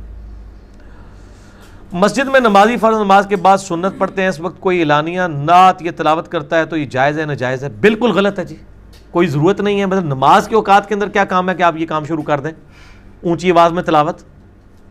اگر نماز کے وہ اوقات ہیں، اگر نماز سے ہٹ کے ہیں تب بھی ان کو ریکویسٹ کرنی چاہیے کہ مسجدیں ان کاموں کے لیے نہیں بنی ہوئی ہیں کہ آپ مطلب جو ہے وہ اور یہ کیا کرتے ہیں، درس بھی دینا غلط ہے. سلام پھیرتے ہی جو ہے وہ درس قرآن دینا شروع کر دیتے ہیں، سنت اذکار بھی نہیں کرنے دیتے ہیں. یہ آپ کون سی دین کی خدمت کر رہے ہیں؟ ٹائمنگ رکھیں، جس نے سننا ہے سنے گا، جس نے نہیں سننا نہ سنے. آپ داروغہ تو نہیں ہے ان کے اوپر. اس طرح کی سختیاں لوگوں کے ساتھ نہ کریں. کیا خبر واحد حجت ہے؟ خبر واحد حجت ہے، لیکن خبر واحد تواتر اور اجماع کے مقابلے پہ کوئی حجت نہیں ہے. باقی ظاہر ہے کئی چیزیں خبر واحد کے ذریعے مطلب ہم تک پہنچی ہیں اور وہ مین سٹریم کی ہماری احادیث اور قرآن پاک سے ٹکراتی بھی نہیں ہے، تو ان کو لیا جائے گا. ظاہر ہے اس میں کوئی کیا ایک مومن شخص شادی کی غیر شرعی رسومات یعنی مہندی وغیرہ میں شریک ہو سکتا ہے؟ پہلی بات یہ کہ شادی کی غیر شرعی رسم آپ نے مہندی کو کیسے ڈکلیئر کر دی ہے؟ شادی تو ٹوٹلی ایک سوشل چیز ہے، اس میں غیر شرعی چیزیں وہی ہوں گی، مرد و عورت کا اختلاط، یہ غیر شرعی ہوگا۔ اگر مہندی کی رسم ہوتی ہے اور صرف اس میں لڑکیاں بیٹھی ہوئی ہیں اور لڑکی کو مہندی لگا دی جاتی ہے تو عورت کے لیے مہندی لگانا تو کوئی حرام نہیں ہے۔ یہ کلچرل چیزیں، کلچرل چیزوں کو دین کے ساتھ کبھی بھی کنٹراڈکشن نہیں کروانا چاہیے، یہ عقل کے ناخن لیں۔ اور یہ غیر شرعی رسومات فوراً کہہ دیتے ہیں، غیر شرعی رسومات وہی ہوں گی جس میں شریعت کی حد ٹوٹے۔ جو میاں بیوی کا بانڈ والا معاملہ ہے یہ سوشل معاملات کے اوپر ہے۔ اچھا مہندی غیر شرعی ہے تو گاڑی میں بیٹھ کے جو دولہا جاتا ہے یہ غیر شرعی نہیں ہے؟ یہ کون سا مطلب حدیث کے اندر آیا ہوا ہے؟ تو کہیں گے دنیاوی معاملہ ہے۔ اور مولوی صاحب جو نکاح پڑھانے کے 5,000 روپے لیتے ہیں اور نکاح رجسٹرار، یہ کون سی شریعت ہے؟ اس کو کوئی نہیں غیر شرعی کہتا۔ غیر شرعی وہی چیزیں ہوں گی جو حرام ہیں۔ یعنی ایک مرد کو آپ اس کے ہاتھ پاؤں میں مہندی لگانا شروع کر دیتے ہیں تو یہ تو ویسے ہی غلط ہے، وہ ویسے بھی لگا لے اس رسم کے بغیر بھی تو وہ غلط ہے۔ عورتوں مردوں کا اختلاط غلط ہے۔ باقی جو کلچرل رسومات ہیں شادی بیاہ کے موقع کے اوپر، ان کے اوپر کوئی قدغن نہیں ہے، اس کے لیے وہ دنیاوی معاملات کے اندر ان چیزوں کو لیا جائے گا، اس میں کوئی ایسی بات نہیں ہے جس کے اوپر آپ شرعی گرفت کر سکیں۔ فیملی تعلقات قائم رکھنے کے لیے مجبوراً، فیملی تعلقات رکھے ہوئے قائم تو اللہ رسول کے لیے رکھے ہوئے نا۔ اگر کوئی یہ بغیرتی کرتا ہے اور مرد و عورت کا اختلاط کرتا ہے تو اس کو سیدھا سیدھا بتا دیں کہ اب فیملی کون سی رہ گئی۔ بخاری مسلم کی حدیث ہے کہ تم میں سے اس وقت تک کوئی شخص مومن ہی نہیں ہو سکتا جب تک کہ میں اسے اس کے ماں باپ اولاد سب لوگوں سے بڑھ کر عزیز نہ ہو جاؤں۔ اگر ماں باپ اولاد سب لوگوں سے بڑھ کے عزیز رکھنا ہے نبی علیہ السلام کو، تو اس کا مقصد یہی ہے کہ جو لوگ نبی علیہ السلام کی مخالفت پہ کام کر رہے ہیں آپ ان کی مخالفت پہ اتریں اور ان کو سپورٹ نہ کریں اس طرح کے معاملے کے اوپر، اور جو شرعی حدود کے اندر کام کر رہے ہیں آپ ان کو سپورٹ کریں۔ تو مطلب رشتہ داریاں چھوڑ دیں، یہی رشتہ دار قیامت دن ایک دوسرے سے بھاگ رہے ہوں گے۔ قرآن میں تو یہاں تک ہے کہ انسان کہے گا کہ میری بیوی بچے ماں باپ لے لیے جائے، مجھے چھوڑ دیا جائے، تسی رشتہ داراں پہ روندے ہو بہ کے، تو تے بالکل قریبیاں نے تھوڑا لحاظ نہیں کرنا چاہیے جائے کہ ان چیزوں کو اس طریقے سے بنیاد بنایا جائے۔ ٹھیک ہے جی، آج کے تو سوال ختم ہو گیا، اور کسی کو سوال تو نہیں ہے؟ ٹھیک ہے، میں نے بتا دیا نا میرے بھائی، سنت طریقے میں تو پھر میں نے آپ کو بتا دیا کہ سنت طریقے میں تو پھر گاڑی بھی نہیں ہوگی اور وہ چیزیں بھی نہیں ہوں گی، یہ ساری کی ساری چیزیں کلچرل ہیں۔ اور بعض لوگ سیرا مندی کو بھی کہتے ہیں سنت نہیں ہے، یہ تو اس کا تو تعلق ہی نہیں ہے نا۔ سنت کے ساتھ صرف اس چیز کا تعلق ہے کہ نکاح کا خطبہ ہوگا اور ایجاب و قبول ہوگا حق مہر کی عوض گواہوں کی موجودگی میں۔ اس کے علاوہ جتنے معاملات ہیں، براتیوں کو کھانا کھلانا، یہ کلچرل چیز ہے۔ اس کھانے میں جو کچھ کھلا رہے ہیں، بریانی سنت ہے؟ یہ تو کسی نے سوال نہیں پوچھا۔ کھانے بھی آؤ، دودھ پتی، یہ سارے دنیاوی معاملات ہیں نا، ٹھیک ہے نا جی۔ اسی طریقے سے مسجد میں نماز پڑھنا تو ٹھیک ہے، سنت ہے۔ آپ کو کہ جی قالین، یہ دنیاوی معاملہ ہے، یہ دنیاوی معاملات ہیں، اس میں یہ دیکھا جائے گا کہ منع نہیں ہے۔ دینی معاملات میں دیکھا جائے گا کیا چیز تعلیم کی گئی ہے۔ اب مسجد میں قالین، ایئر کنڈیشن، اسی طریقے سے لائٹنگ، یہ جو مطلب جائز لائٹنگ ہے، ناجائز والی لائٹنگ کی میں بات نہیں کر رہا، فضول خرچی والی، تو بیسک نیڈز ہیں، ٹوائلٹس ہیں، اور صاف ستھرے وضو خانے بنے ہوئے ہیں، اس طرح کی جو چیزیں ہیں، یا اچھی والی ٹوپیاں رکھ دی ہوئی ہیں مسجد کے اندر، پلاسٹک والی نہیں، اچھی والی ٹوپیاں، تو اس طرح کے معاملات کے اندر تو کوئی حرج نہیں ہے۔ دینی جو رسومات کے اوپر کوئی قدغن نہیں ہے۔ کلچرل چیزوں کو قطعاً آپ تعلق نہ کریں ریلیجن کے ساتھ۔ ٹھیک ہوگا میرے بھائیوں؟ بس ٹھیک ہے، ہاں جی۔ غامدی صاحب کہتے ہیں کہ چاروں امام برحق ہے، وہ اس بنا پر کہتے ہیں کہ وہ کسی مسئلے کا بھی حل پیش کرتے ہیں اجتہاد کی بنا پر۔ آپ ان میں سے جس کے بھی مسئلے کو اختیار کر لیں وہ ٹھیک ہے۔ میں نے جواب دے دیا میرے بھائی کہ کسی کے مسئلے کو اختیار کر لیں وہ ٹھیک ہے، اس طرح نہیں ہے۔ دلیل کی بنیاد کے اوپر چیزوں کو لیا جائے گا نا۔ اگر ایک شخص بغیر دلیل کے یا کمزور دلیل کے اوپر بنیاد پہ وہ ایک دین میں مسئلہ کھڑا کرتا ہے، آپ دیکھیں نا امت میں نقصان پھر اس چیز کا کتنا زیادہ ہو رہا ہے۔ مثال کے طور پہ میں آپ کو بتاتا ہوں کہ بیوی کو ہاتھ لگانے سے وضو ٹوٹ جاتا ہے، یہ امام شافعی نے ایک مسئلہ بیان کیا ہے، اور اس مسئلے کی تکلیف آج تک امت کاٹ رہی ہے۔ جو شافعی ہیں، ہم تو نہیں کاٹ رہے، ہم تو امام بخاری کے ساتھ ہیں کہ امام بخاری نے باب باندھا ہے صحیح بخاری میں، نبی علیہ السلام کی حدیث لے کے آئے کہ سیدہ عائشہ کہتی ہیں حجرہ تنگ تھا، میں سامنے لیٹی ہوتی تھی، نبی علیہ السلام نماز پڑھتے تھے، سجدے میں جاتے وقت میرے پاؤں کو ٹو دیتے تھے، میں پاؤں سمیٹ لیتی تھی، آپ سجدہ کرتے تھے، اس کے بعد جب دوبارہ قیام میں جاتے تھے میں پھر پاؤں سیدھے کر دیتی تھی. اس سے امام بخاری نے یہ باب اس پہ یعنی مسئلہ نکالا ہے کہ عورت کو ہاتھ لگانے سے وضو نہیں ٹوٹتا. ٹھیک ہے جی. اب جو بندہ یہ بتا گیا کہ عورت کو ہاتھ لگانے سے، بیوی کو ہاتھ لگانے سے وضو ٹوٹ جاتا ہے، اس کی تکلیف آج امت کو اس طرح کاٹنی پڑ رہی ہے کہ انڈونیشیا اور ملیشیا کے جو شافعی ہیں زیادہ تر لوگ، آپ ذرا ان کی عورتوں کو حج عمرے پہ دیکھیں، ان عورتوں نے گرمیوں میں بھی دستانے پہنے ہوتے ہیں. وہ آپ یہ نہ سمجھیں انہوں نے پردہ کیا ہوتا ہے، چہرے ان کے کھلے ہی ہوتے ہیں، چہرے کا نقاب نہیں کرتی ہیں، اور پورے انہوں نے ہاتھوں کے اوپر یہاں تک دستانے باندھے ہوتے ہیں. آپ ان سے پوچھیں کیا تکلیف ہے آپ کو، تو وہ کہیں گے چونکہ ہم نے اپنے مرد کے ہاتھ میں ہاتھ ڈالنا ہوتا ہے، تو چونکہ خاوند کو ہاتھ لگانے سے وضو ٹوٹ جاتا ہے، تو اپنا وضو سنبھالنے کے لیے ہم نے یہ جو مصیبت کاٹی ہوئی ہے دستانے والی. تو ہاتھ تو پھر بھی پکڑا ہی ہوا ہے مرد کا، وچ خالی ایک شے ہی آ گئی ہے نا. تو اس کا مطلب یہ پریکٹیکلی جعلی مسئلہ ہے، کیونکہ امت نے ریجیکٹ کر دیا، امت نے دستانہ پہن کے تو وہ یہ کام کرنا شروع کر دیا. اب اس طرح کے جو جعلی مسئلے ہیں، اس طرح کے مسئلوں کا تو غامدی صاحب بھی بہت مذاق اڑاتے ہیں. جب وہ مذاق اڑا رہے ہوتے ہیں تو اس کا مطلب یہ ہے کہ امام حق پہ نہیں ہے وہ اس مسئلے میں، ورنہ تو خود عمل کر رہے ہو نا. وہ خالی نہ صرف ان چیزوں کو غلط کہتے ہیں بلکہ ان کا مذاق بھی اڑاتے ہیں کہ یار کتنی فضول سا مسئلہ ہے یہ. ٹھیک ہے نا جی. تو اس قسم کے یعنی مسائل جو بیان کرتے ہیں. اسی طریقے سے آپ دیکھیں کہ خون نکلنے سے وضو والا مسئلہ ہے. ٹھیک ہے جی. 93 نمبر روایت ہے ابو داؤد کے اندر کہ ایک صحابی کو یعنی وضو کے دوران یعنی نماز پڑھنے کے دوران تیر لگ گیا، ان کا خون نکلتا رہا، اور اسی حالت میں انہوں نے نماز مکمل کی ہے. نماز نہیں توڑی ورنہ وضو ٹوٹ جائے.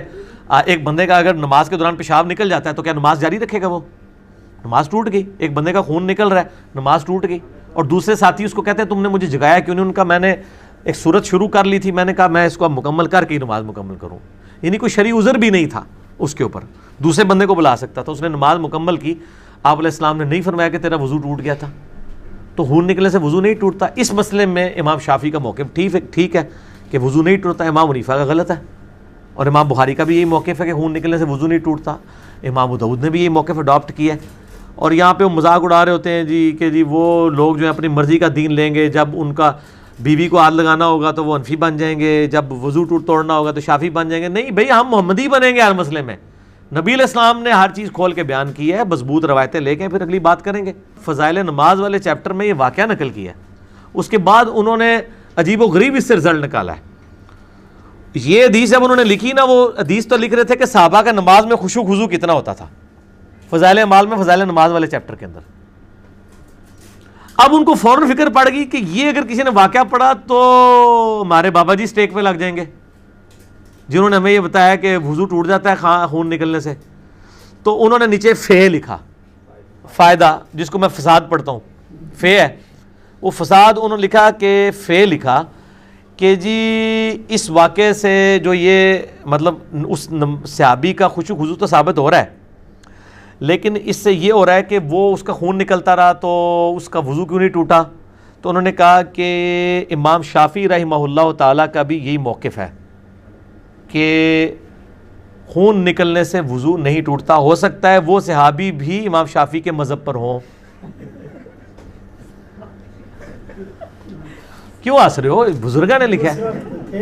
اچھا تھے بھی نہیں، لیکن وہ اس کی تعویل کریں گے. وہ کہیں گے یہ اصل میں آپ کو سمجھ نہیں آیا. انہوں نے کہا ہے کہ اس صحابی نے بھی اجتہاد کیا جیسا کہ امام شافعی نے اجتہاد کیا، تو اجتہاد میں دونوں برابر تھے. شیخ صاحب اصل میں یہ کہنا چاہتے تھے.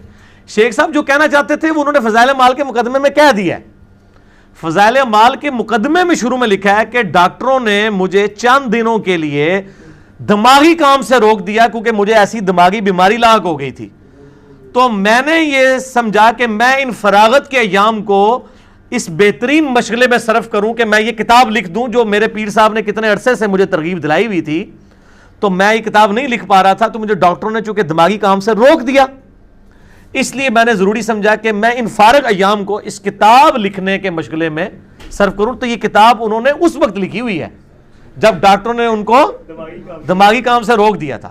تو وہ اس لیے پھر اس قسم کے جملے نکلے ہیں. تو ظاہر ہے جب وہ شرعی معذور ہیں، ہم ان پہ فتویٰ نہیں لگاتے، کیونکہ صحیح بخاری مسلم میں حدیث ہے کہ جو شخص پاگل ہے یا بچہ ہے یا مجنون ہے، اگر وہ مطلب اس سے کوئی اس طرح کی حرکت ہو جاتی ہے تو اس کے اوپر کوئی شرعی گرفت نہیں ہے اس حوالے سے. تو اگر وہ انہوں نے خود بتا دیا کہ میں شرعی مریض تھا اور اب یہ ان کو سوچنا چاہیے تھا کہ انہوں نے یہ کام کیوں کیا اس حالت کے اندر. تو اگر انہوں نے کر لیا ہے تو اللہ تعالیٰ ان کو معاف کرے, لیکن پچھلوں کی معافی کوئی نہیں ہے جن کو یہ پتہ چل گیا کہ ایک بندے نے ذہنی توازن صحیح نہ ہونے کی حالت میں دماغی طور پہ جب ڈاکٹروں نے ان کو ذہنی کام سے روکا ہے, یہ نہیں یہ سمجھتے ہیں کتاب و سنت کا کام یہ کوئی ذہنی کام نہیں, حالانکہ سب سے زیادہ یہ ذہنی کام ہے. اس وقت یہ انہوں نے لکھا ہے, ان کی تو شاید معافی ہو جائے, پچھلوں کو چاہیے کہ وہ کان چاٹ کے اس طرح کی چیزیں نکالیں. جناب فضائل مال میں ہی لکھا ہوا ہے کہ ایک بزرگ تھے, وہ 12 دن تک انہوں نے ایک ہی وضو سے ساری نمازیں پڑھی. 12 دن تک تو یہ نہیں کسی صحابی کے بارے میں بھی نہیں ملتا, کسی تابعی کے بارے میں بھی نہیں ملتا. یہ کون سا بندہ ہے جو 12 دن تک ایک وضو کے ساتھ ساری نمازیں پڑھتا رہے؟ تو بس اس طرح کے واقعات پھر اسی لیے آئے ہیں نا میرے بھائی. تو سنن ابی داؤد میں 93 نمبر ہے, شروع میں ہی آپ دیکھ لیں گے 93 نمبر. ٹھیک ہے جی, بس ٹھیک ہے, اس کو کنکلوڈ کریں, انشاءاللہ باقی سوالات اگلی دفعہ کریں گے. سبحانک اللہم و بحمدک اشہد ان لا الہ الا انت استغفرک و اتوب الیک وما علینا الا البلاغ المبین. جزاکم اللہ خیر.